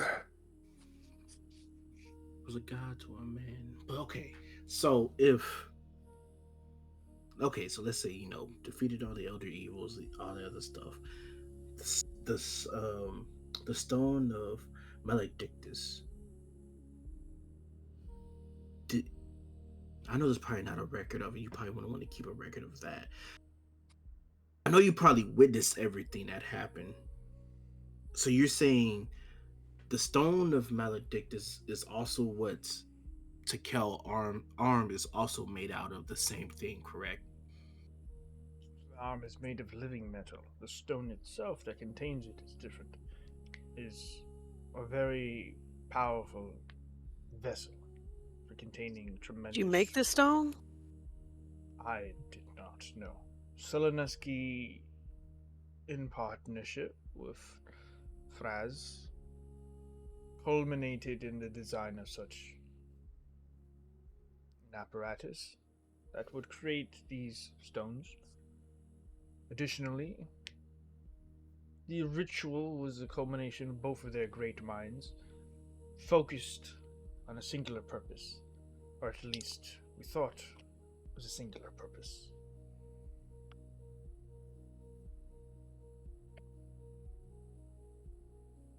But okay, so for it to actually hold all the essence of like the evils and stuff like that, what exactly was it made out of? Because I know it's just not regular old stone. What was the ritual process? Not something I wish to discuss. Toblin, like I'm trying to play along here. I'm trying to figure out everything. How do you make a Death Star? The more I ask, the more I leave with more questions. Okay. Fortunately, So we made for a Death Star. Are you curious about a history lesson or how to handle what's coming? Handle what's coming, but a history lesson is also good because it will let us also know what to help us to do. But And you, What not to do. yeah, exactly. But sometimes the answer is in the history lesson. But I digress. Go ahead, Takel. You can take over. No, it's I'll fine. just sit. I'll just sit. I back don't and have any questions of anything I don't know. I already know. Cal, how old are you? I'm 22. But were you birthed 22 or? I'm 22. I'm not from the Dawn Wars. and did you say you couldn't sense this Franz La Blue Dublin? I can feel the same presence here that I've been chasing for a long time. I have tracked him through many of his schemes across the many decades that I've been capable of such. I have not once found him. I have always been many steps behind. This is the closest that I have been. That being said, I have been to his plane in the abyss to find him absent there. It seems even when I made the greatest of efforts to find his home, he eluded me. It's like he's watching us. Well, it seems many eyes are watching you. Many of those scrying eyes had properties very unique. Drow-like arcane magic. It's like crystal ball. Like they were looking at us through a crystal ball type scrying. In some cases, yes, but not all. About that, I have a theory. Orgoth starts getting paranoid and he uses his divine sense again. He's like, what? can, I mean, if they're watching us, while they're watching us, can we watch them and find out where they're watching from? If you knew who was watching. No, and when they were watching. you can't star 69 them. All right. Double checking that the divine. Yeah, right, exactly. The divine sense doesn't pick up anything this time, though, because I literally did do a divine sense. I'm like, you pick up nothing that pops on your divine radar. No. I go back to snacking because I'm nervous. He's nervous. Orgoth is nervous eating in the corner. Me too. It's Like you lived so long that you killed somebody I've got food and then they here. It came doesn't back. seem like we're gonna live long, so I might as well just eat this stuff now. It's kind of like okay. Orgoth snacking. Don't gonna kill anyone, by the way. Sorry. Ariza's got some beef jerky. I'm snacking. I always have beef jerky. Bugs.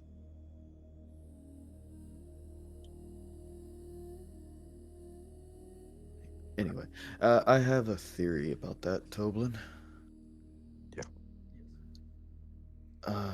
I think maybe the reason you couldn't find Fraz was he might have been trapped in this other stone.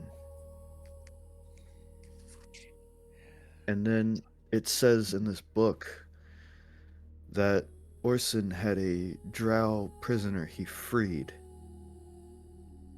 And I think maybe that drow might have corrupted somehow. Been corrupted or manipulated by Fraz. And that's why these eyes are of drow magic, because it could possibly be this person. This Faelzar Vexren. We know at the very least one of those eyes must have been your friends from afar, from the city of spiders. Yeah. The others, it's difficult to say. I did detect abyssal properties, but I believe we already can rule out some of those names. Ray.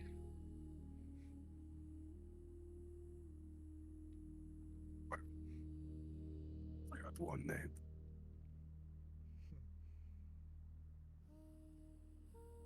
You may Okay. be watched by more than one demon lord, is all I'm saying. Seems like each one of you has been touched in one way or another, favored by these creatures of carnage. Wait. You're saying even me myself, I'm being watched by a demon lord. You kind of look like a demon. Hey, I resent that. Devil. I have Devil. Devil. I don't do that tongue thing. Alright. Right there, you know what Thinking about all the times I scratched my butt and didn't think anybody was looking.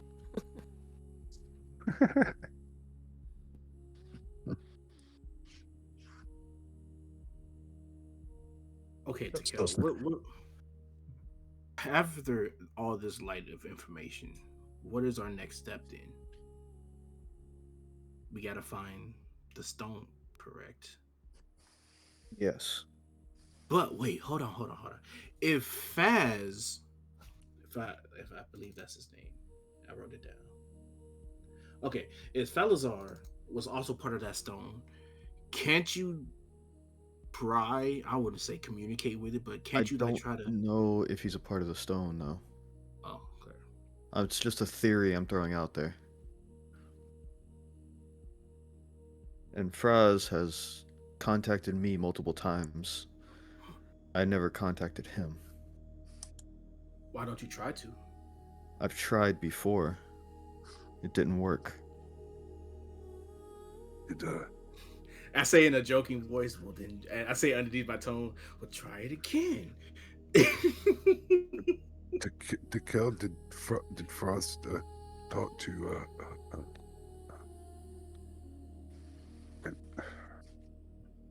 is it the same one that I touched? No, I believe it's different, Ray. Aurora had on. Continue in a second. The one you're talking about, the one in the necklace, Ray? Yes. That was Grazed. Damn stones. Okay. See, it's all about rocks, guys. So right now, not only are the devils looking for that stone, we need to find that stone because not only the devils are looking for it, but because it's also leaking some kind of evil into the world. And that evil is going to destroy the world in one force or the other.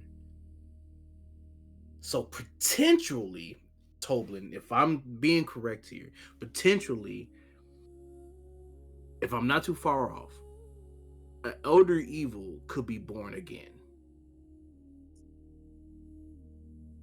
Maybe we should invite him to the party. No. Orcus against the Dormagorgon and the Baphomet party, and have them all just take each other out. Invite him to the party. That's not going to invite him to the party. You know who's going to win if that happens? Place your bets, Spider One. I got all my money on the Elder Evil. All right. Because if it's already here, who's going to fight it then?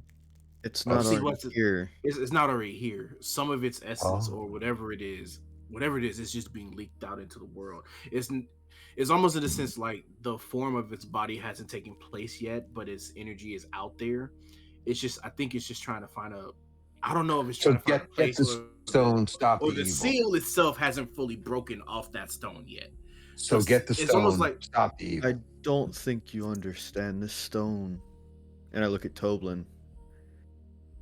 It's got to be taken care of. It can't. You can't just get it. It's got to be destroyed. So get the stone, stop the evil, break the stone, smash the stone, yeah. break the stone, destroy the stone. Get the stone, How do stop the we? evil. How do we keep them from watching us, though? Toblin did it. We're not being watched at this point right now. We're not. Well, Tobin's going to have to come with us. This is kind of half his gig anyway. Well, the thing is, can he do it while like we're traveling, or is it just one of those things like it's only a stationary kind of ritual? I have made sure to procure as many of the items from my travels, as well as realign my immediate spells. I will be going with you. I believe I will turn the tide in a way back into our favor. I mean, being as old as you are the best choice that we actually have to take whatever we have to take on.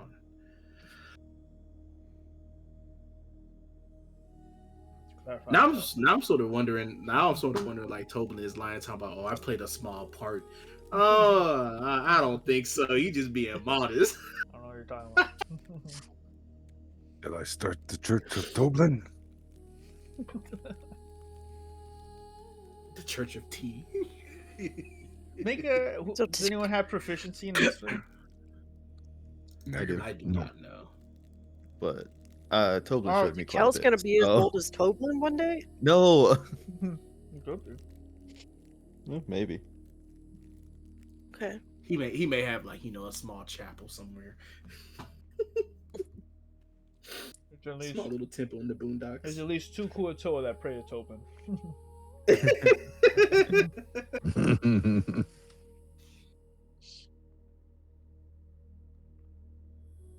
Okay, Tobin, I have a question.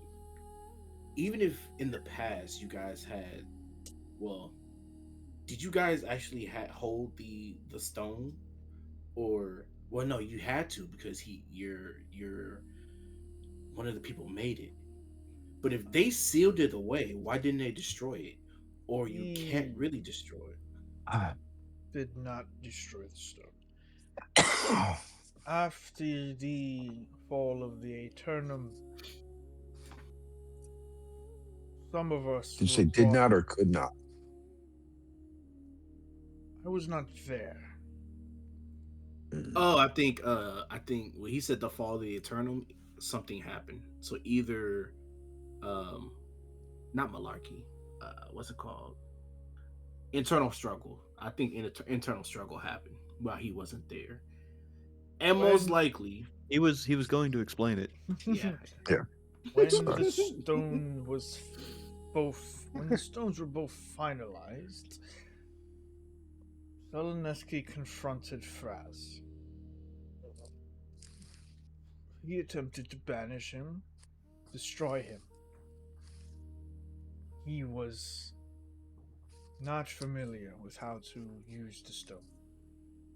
Fraz was a tremendously powerful demon lord at the time. Fueled with the stone, he was near unstoppable. He destroyed Seleneski with little effort. He even left the stone in his ashes. Many of our people protected it for as long as we could. We even attempted to use it. It was out of our potential. We gifted the stone to one we felt was capable of protecting us in the darkest of times. He would later become my teacher. But none of the Aeternum ever saw the stones again.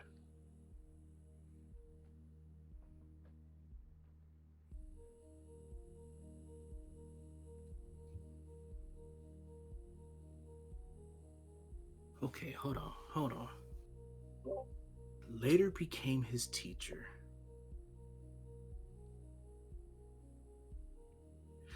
Can I do an insight check? I sort of feel like when he says that line, I have a guess of I think who his teacher could. Wait, no. Sure. Make an insight check. I'm probably very wrong, but I have a hunch. What are you trying to read? If he's lying or telling the truth? I don't think he told me he's not lying to us, but because he says teacher, but he doesn't say a name. But I feel like it's somebody that we do know. But that will also mean that person is also, eons old. But I don't think he should be eons old, though.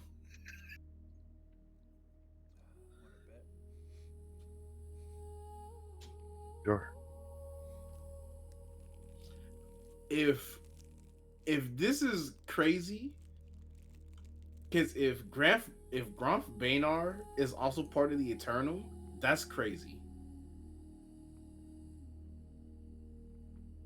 That is my theory. Because technically he would be, because the only person that was able to actually summon all the demon lords basically by himself with little help. Did he even do it on purpose? Maybe it was an accident.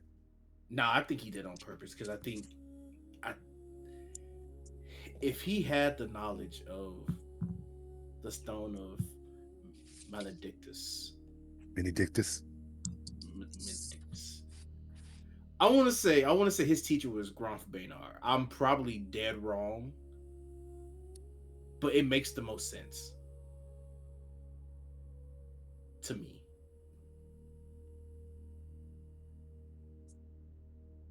I'm gonna say that name. I'm gonna say Toblin is your teacher, Graf Bainar. Gives you a very confused no. I do too, yeah. I'm like, really? Totally wrong. Okay. Then I have nothing.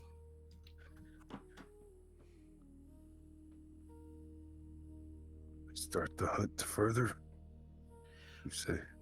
So we have to find the stone, and then not only that, do you even know if it's possible to even to destroy it?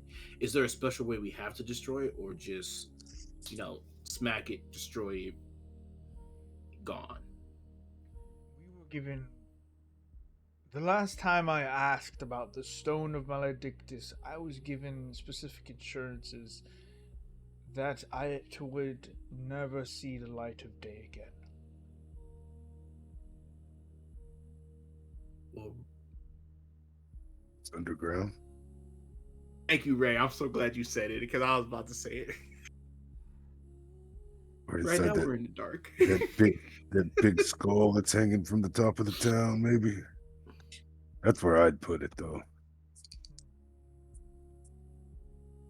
No, because if they put it somewhere, it has to be buried somewhere. Because if you just put it somewhere obvious, any evil person could probably sense it. It's like, oh, something's not right there. It has to be something that's buried that you have to find. That's why the stupid devils were spying on us when we were going through the room, because they haven't found it yet, but they know it's close. He hid it somewhere here. If you had something very valuable that you wanted to be close by, that you can get to it, but yet still hard to find what other people are trying to look for, where would you be? Where would you put it? Somewhere out of prying eyes, but yet still easy to get to in a hurry.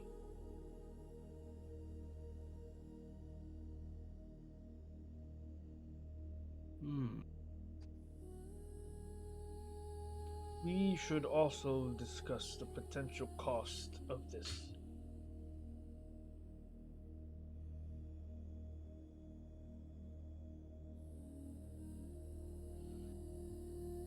What do you mean by potential cost? You are Like the seasoned adventurers, but you were defeated by a lesser devil. Oh, we don't like to talk about that. That's a sore spot for some of us. What I say We is tried our best. I hope not. What we are about to face, whether we find it because we've searched diligently or it found us, is a being that has reshaped entire planes of existence. A creature of manipulation and cunning, of illusions and magic. It has been watching you. It has not revealed itself for a reason I have not yet to ascertain. But if Fraz Urblu is indeed stuck within that stone, trying to get out, one way or another, he is feeding off the citizens of Mantol-Derith. The lies, the murders, he's feeding. And if he has not spoken to Tekel, for whatever reason, I doubt it likely that he has abandoned searching for the twin stone to his evil maledictus. So, yes, we must discuss the cost. We doing exactly what he wants us to do, and that's why he hasn't.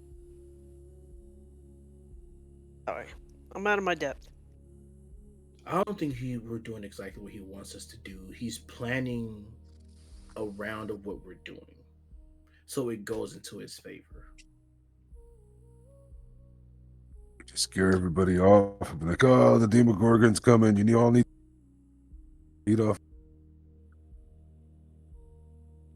I mean, he knows he can't. Everybody, make a fate check.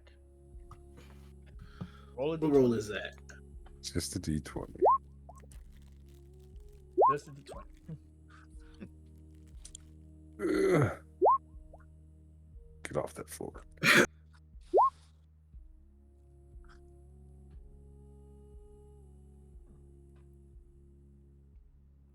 Rizzo. Now, Ray makes random outbursts all the time. But yeah. Where is the Demogorgon?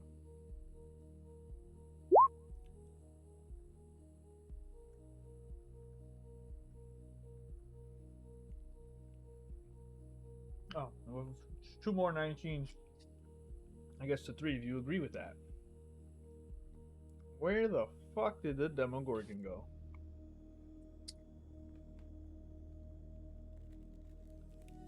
Dark Lake last time I heard. Trying to think maybe if I've smelled him at some point in my wanderings around, especially when the corruption began, or I noticed it anyway. No, you have not. We'd be dead. Since the events of Wouldn't be here. Gracklestug has he made a reappearance.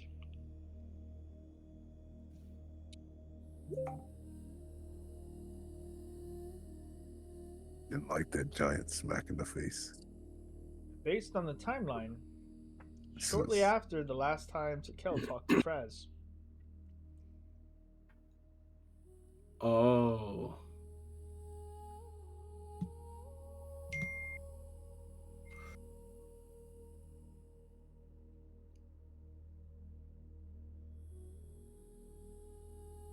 Last time I talked to him, I was above ground. Sometime after the attack on Gracklestug, but still, that was the last time he was seen after he left Gracklestug, fleeing back into the Dark Lake. Something happened between the time he left and the last time he spoke to Fraz. Something happened. Stone was taken? Oh, Fraz is connected to the stone. it was Context. moved? Fraz is in the stone.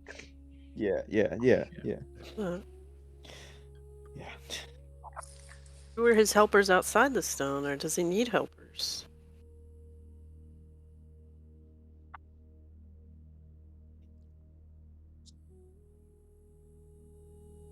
So my thought was right. He is in the stone. Did he go in the stone when we went in the stone? We didn't go in the stone. We did go into a stone. Not the necklace. Oh, okay. Around the time you were heading towards Mesperata. Yeah. Before the Zareth thing. We've already encountered 2 people and lost one. The- Those stones, el- right? The elder evil that we No. took care of. The queen, the fake queen, and the evil dwarf. What I remember. Cannibal. Yeah. The fake queen worked for Grazd, the demon, another demon lord. That's not Fraz. Oh, okay, I got grass Yeah. fries. Sorry. Yeah. Yeah, you haven't Graz- met anyone that's worked for Fraz yet. Yeah. And so did that dwarf from the Crown Mountains. He also worked for Grazd. That was grass. But yeah. Okay. Yeah. Yep. I was doing the same thing.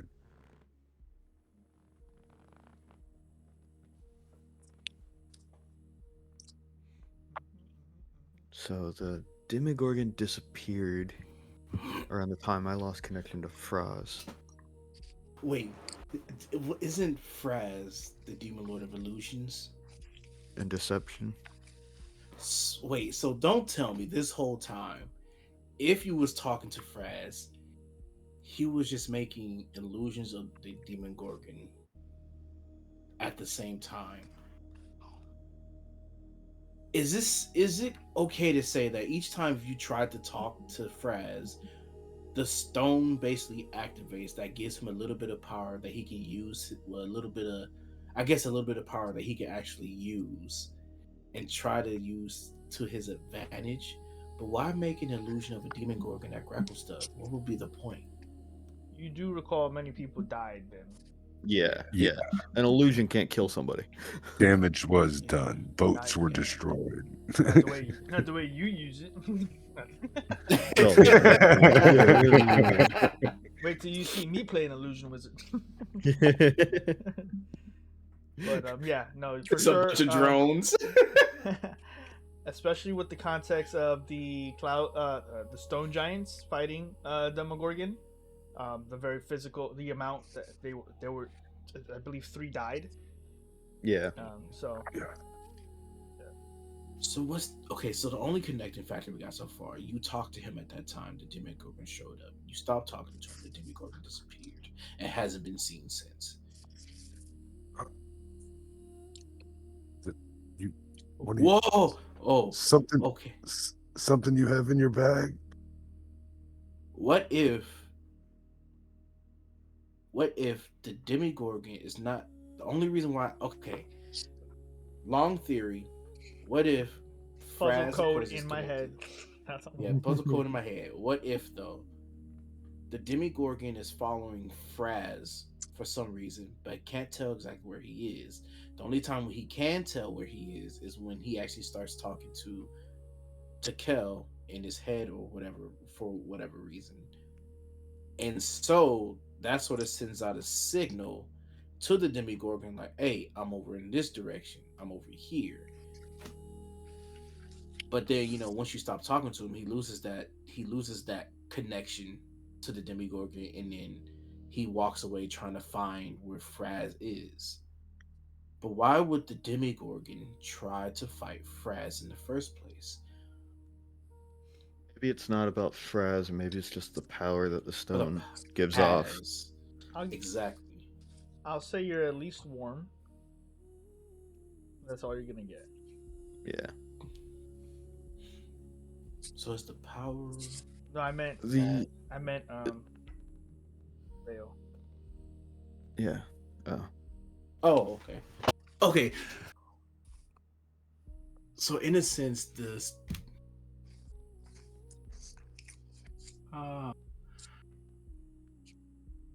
because I'm there. I'm trying to find the line. Demigorgon arrive. Will you talk to France? Why does the Demigorgon want, in a sense, France? What does France owe the Demigorgon? Or what does the Demigorgon want from France?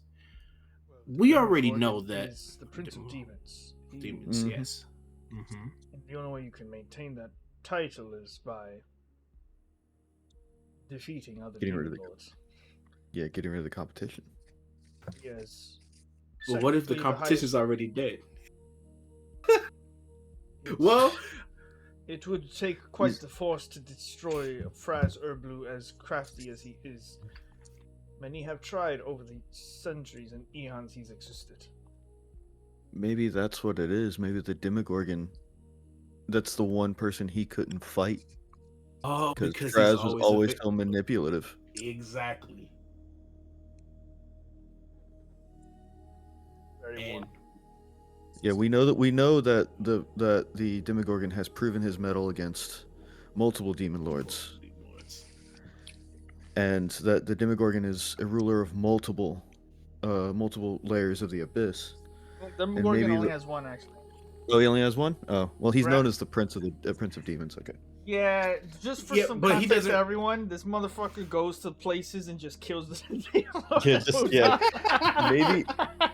Maybe that's the reason. It's like he wanted to just basically he wanted, like, he's fought multiple demon lords and has won.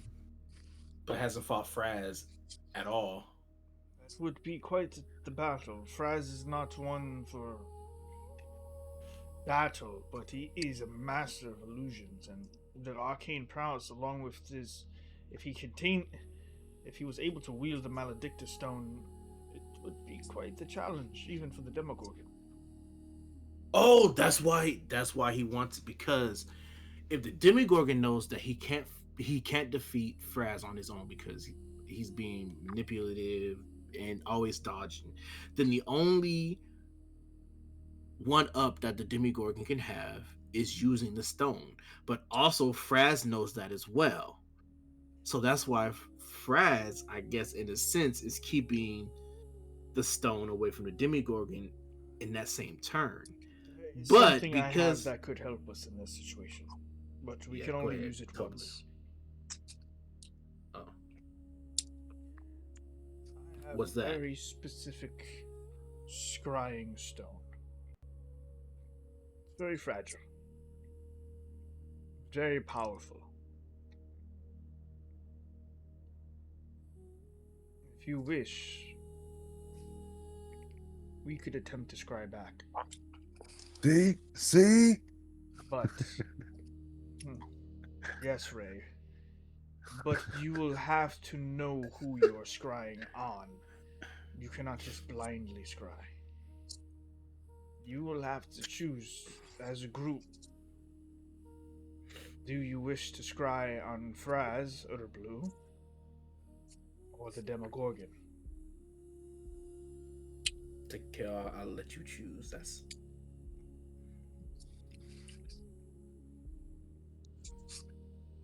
Just a quick Nice. question. If they destroy this stone, does it unleash them or does it destroy them? Like if stone that they're all in. I have no idea. That is why I think the only person who could possibly destroy it would be Toblin.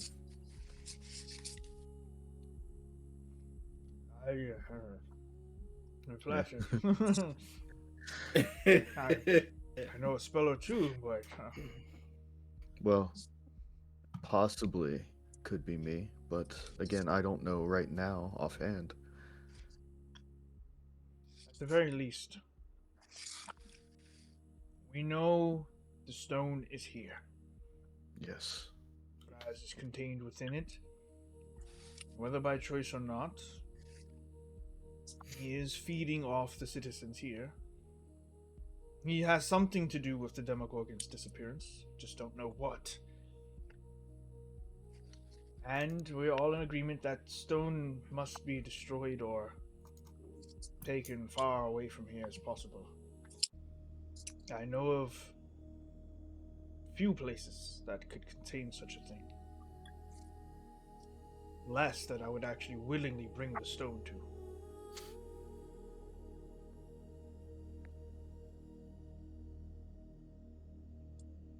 So, who would you like to scry on? Perhaps you'd like to spy on the drow. Novara was her name?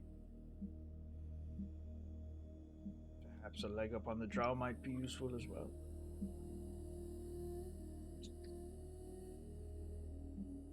Who were the ones watching us? It was the drow and others. No, to be honest. Yeah. You have drawn many enemies in your short time together.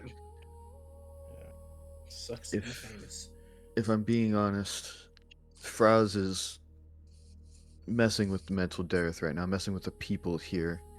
The Demogorgon, we don't know where he's at, and he might be around here. I don't know, but if Fraz is manipulating and growing strong from the people of Mantol-Derith, it might be important that we scry him. And I have a theory he might be in the stone, or he might not be. I'm not sure, but he's getting stronger, and I think we should stop him. Yeah. I agree with it being Fraz. I agree. I was leaning towards Fraz as well. Fraz is today's problem.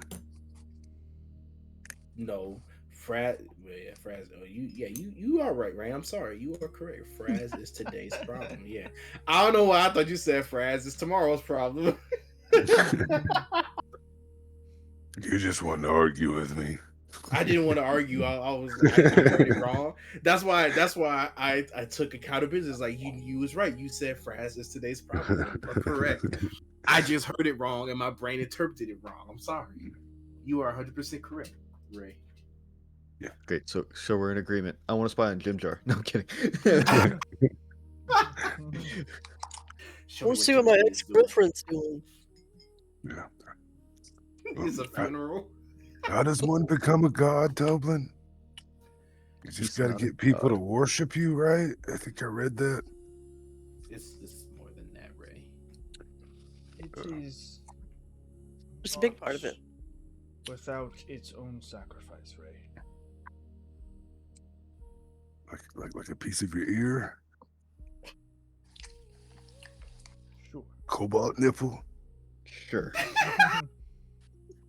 A couple of those. I have a newt. Yes, let's scry on Faz, please.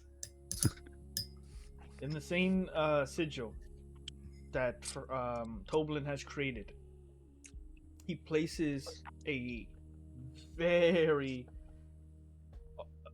dark blue orb, but it's almost clear in some angles.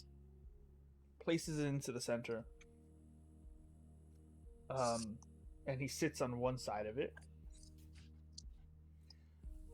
As I believe the spell is beyond you to kill, I'm going to have to cast it, but I will cast it through you to give you the ability to see. I am unable to extend that vision to the others. That's fine. Unless Ray, of course, would like to do the honors. I won a bit of magic through you if you need. Yaku sits in the middle and takes your place. I can meditate. Can you, big fella?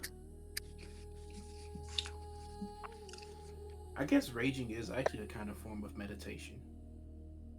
So, Oh, it's only when I'm not raging. when I'm not. So, Stikel sitting in, or is Ray gonna sit in? Yeah, I'll sit in. Okay. The orb is before you. Orb Asavas. Toblin raises one hand and waves over the orb and starts to mutter an incantation. As he does, he stops his hand right in front of the orb and starts to levitate it in front of you. With a snap of his fingers, you see it start to glow a bright white until it changes color. He starts to speak in a language very subtly. It's arcane. It's the arcanum language to speak magical incantations. It's very formal. And then he pushes his hand towards your face. And before you even know what's happening next, your mind is gone. And you see yourself get thrown out of your body like astral projection. I'm the Hulk in Avengers. Yes. But you don't have a body. You eventually culminate into a single orb and feel yourself shift in place before you blink out again. You are being thrown with no body, arms, legs, a will of your own, as you are being forced through the literal planes of existence. And this is going to be interesting because this is a roll-off between Fraz Erblu's ability to deny Toblin, but Toblin has a very high DC.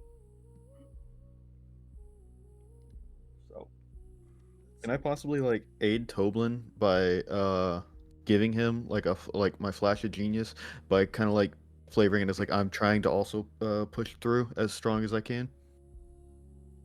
Sure. I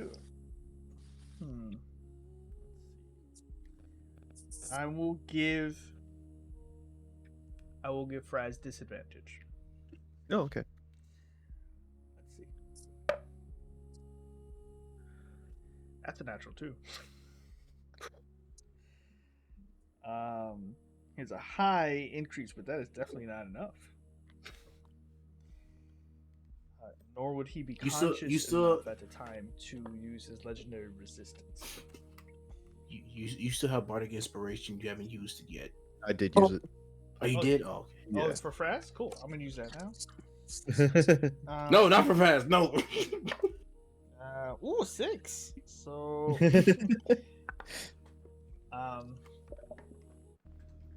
as you're pushing through, you feel cold, hot, rain, earth, fire, and feelings you've never felt of just pure telepathic freedom. Until you stop affixed in a very underground location with purple mist flooding through tunnels. You shift again forward and find what looks to be almost an impossible labyrinth of ups and downs and hidden portals to other planes of existence and creatures hiding in the shadows. And then you push again, and then you see something tremendous. You see a stone massive in scale, far larger than you, larger than Ray, affixed, floating. It is black and red, crackling with energy. And it is feeding. You see that the stone of Maledictus is much larger than yours. by a tremendous scale.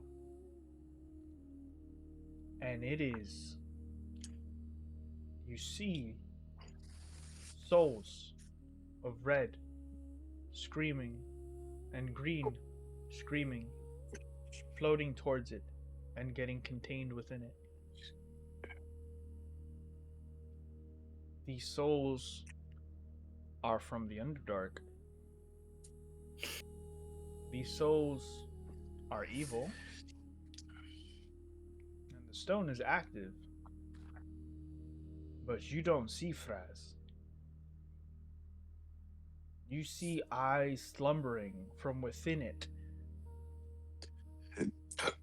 And then you see something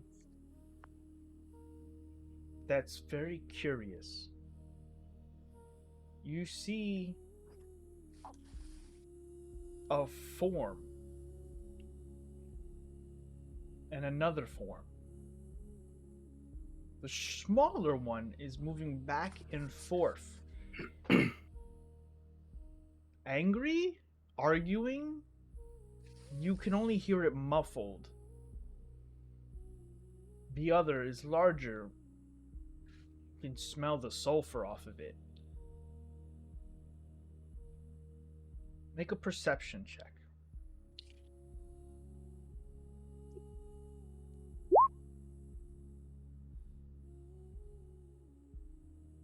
The larger figure has tiny green wings, but is dressed very regal. Stinks of sulfur. He has a large head and large teeth. And a cane that he doesn't need to walk on, because he flutters with his massive size. He's about Ray's size, but he follows the smaller individual. And this creature is your size, Takel. And he has white hair. And he has robes of purple and black. He is old, or at least treated poorly for most of his time. But it embedded in his eye is a small piece of redstone. And he is a drow. Or half drow, from what you can see.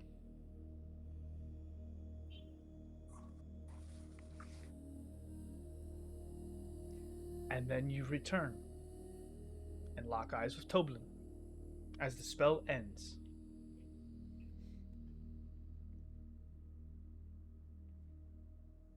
Somebody has a small piece of the stone in their eye.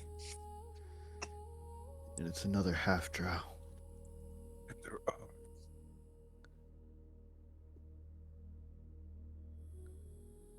I think he's the one that...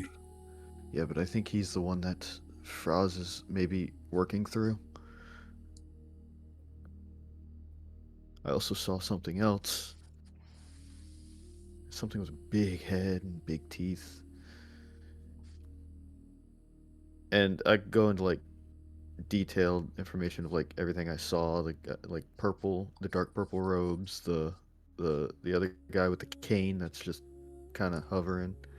I'd probably try to go back and forth a little bit, trying to figure out if it was like, is he trying to fake you into thinking it's Yiganu?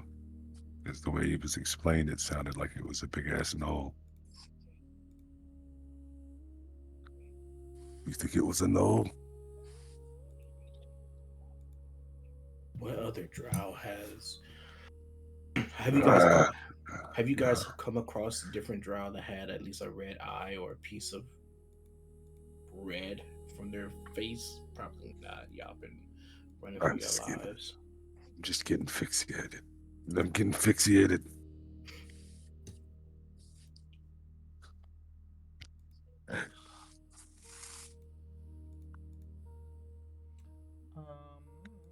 I would like a religion check and an arcana check from Orgoth and Takel.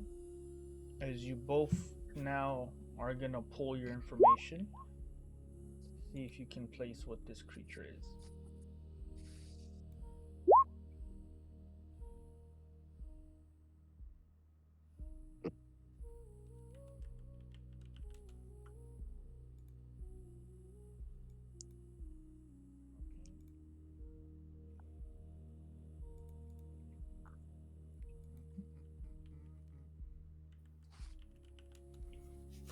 Okay.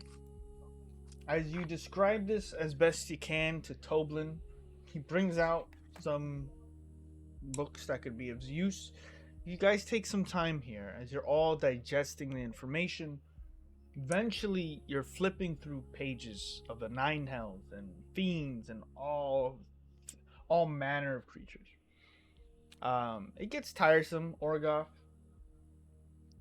You know, you've given your description. Reading isn't really your thing. Um, Eventually, though, through patience, you stop at a page, Tekel, as it's recognizable. That's the creature right there. It's called an Amnesu, also known as Styx Devils.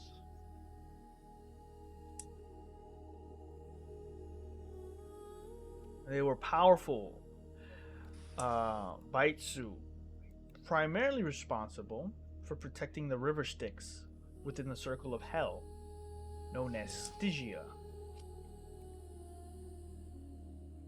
Like the sinister depths of the Styx itself, they could drain the memories of those that they touched to induce amnesia. Amnesu were counted among the caste of greater devils. In the book, it says, Amnesu are called the keepers of the Styx. They're immune to its draining effect. They guard Stygia, the fifth layer of Bator, against invasion. Though the fiends fulfill their duties admirably, Amnesu are notoriously treacherous.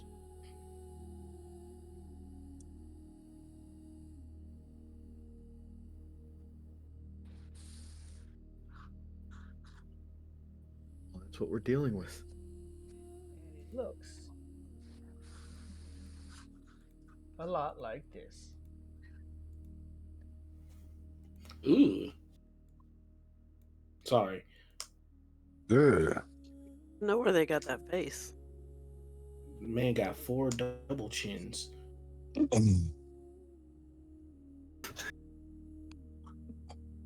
Jabba the Hutt lost weight and gained some wings. It is Jabba. I was trying to figure out what that was. I'm like, No, it's Jabba. weird science. That's Chet. Yeah, not- you know, it's a combination. Yeah, of it's like Chet. Jabba meets Chet. Chet. Yeah. That's great. That's All right, crazy. Paxton. We're all gonna die. Yep.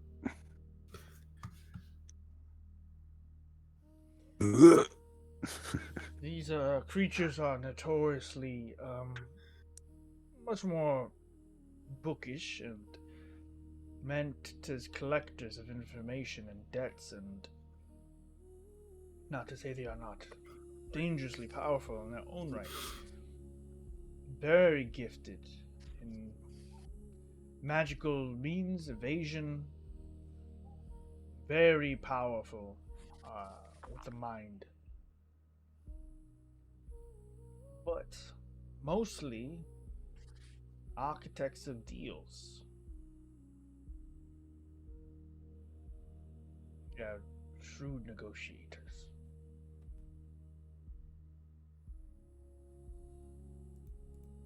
Interesting. Okay.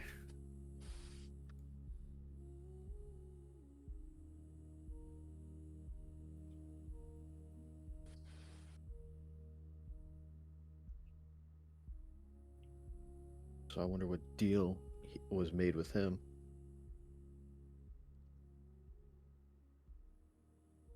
Then as soon as you see the picture, Orgath, you're like, that's the fucking dude that was in the corner. That's what was in the corner. Yep.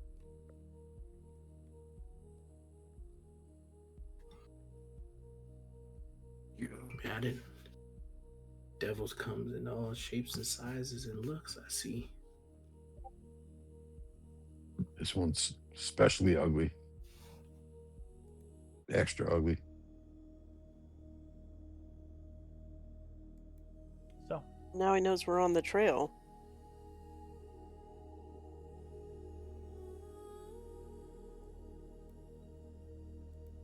with that information, what would you all like to do?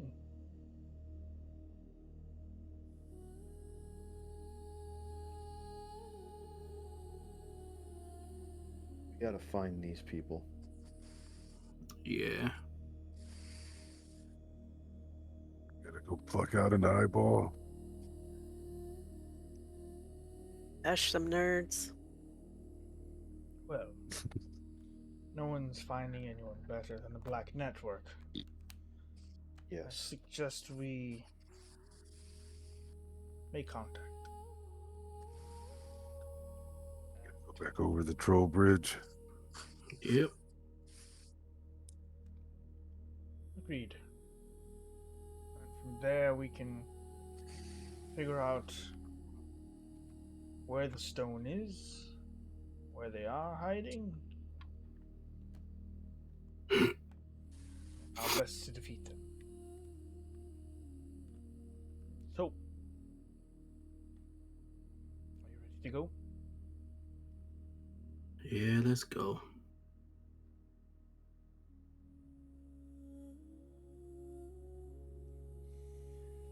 Toblin stands and spells the wall of stone. And off you guys go. You head down with the weight of everything you've learned today, the investigation, the revelations. It's been a time in Mantol-Derith unlike any other, where you have consistently had to fight your way through ambushes and information, challenges, and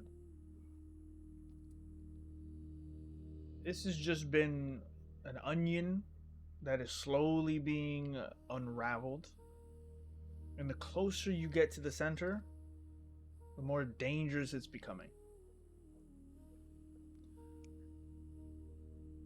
The Grand Bazaar is uninterested or unaware of any of this.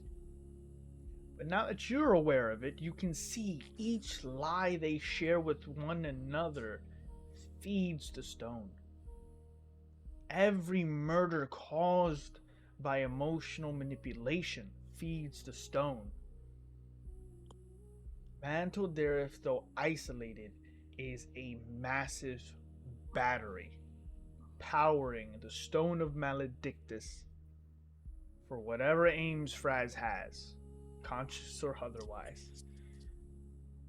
You cross the bridge towards the mooring hall.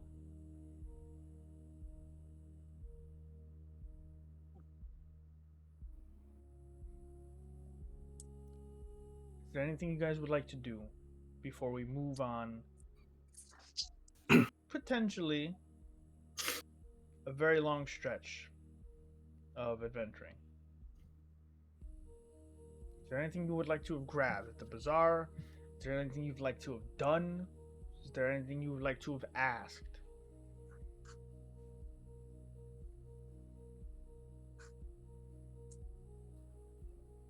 Nope.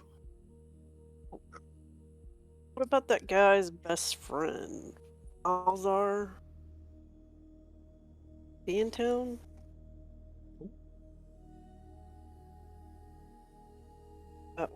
Orson's Alzar. friend? You're talking about Felzar Vexen. Those are Yes. the drow, Yes. the half drow slave. The half drow slave, possibly the half drow that that Tekel saw. Possibly, maybe, who knows? Dropping names in the bazaar. All I have is get some supplies. Let's go find the people. Okay. You got 100 platinum. Well, we'll say this. Each of you take some time to think about the thing that you might need most on this leg of your journey. You're about to meet with the Black Network. You grab what you need, you spend your coin, and you head on. As you cross the bridge to the mooring hall, you see the rock that has the hidden passage. That probably won't fit all of you, but one by one maybe. As you get to it, you notice there's someone already waiting there for you.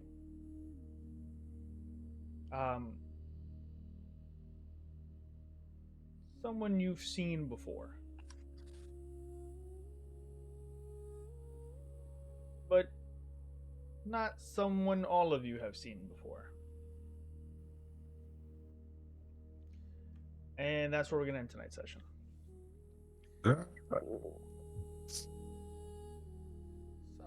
I'm gonna be now. So thank you all for watching tonight's session. I know it wasn't as long as some of our normal sessions go, but we did do a lot today.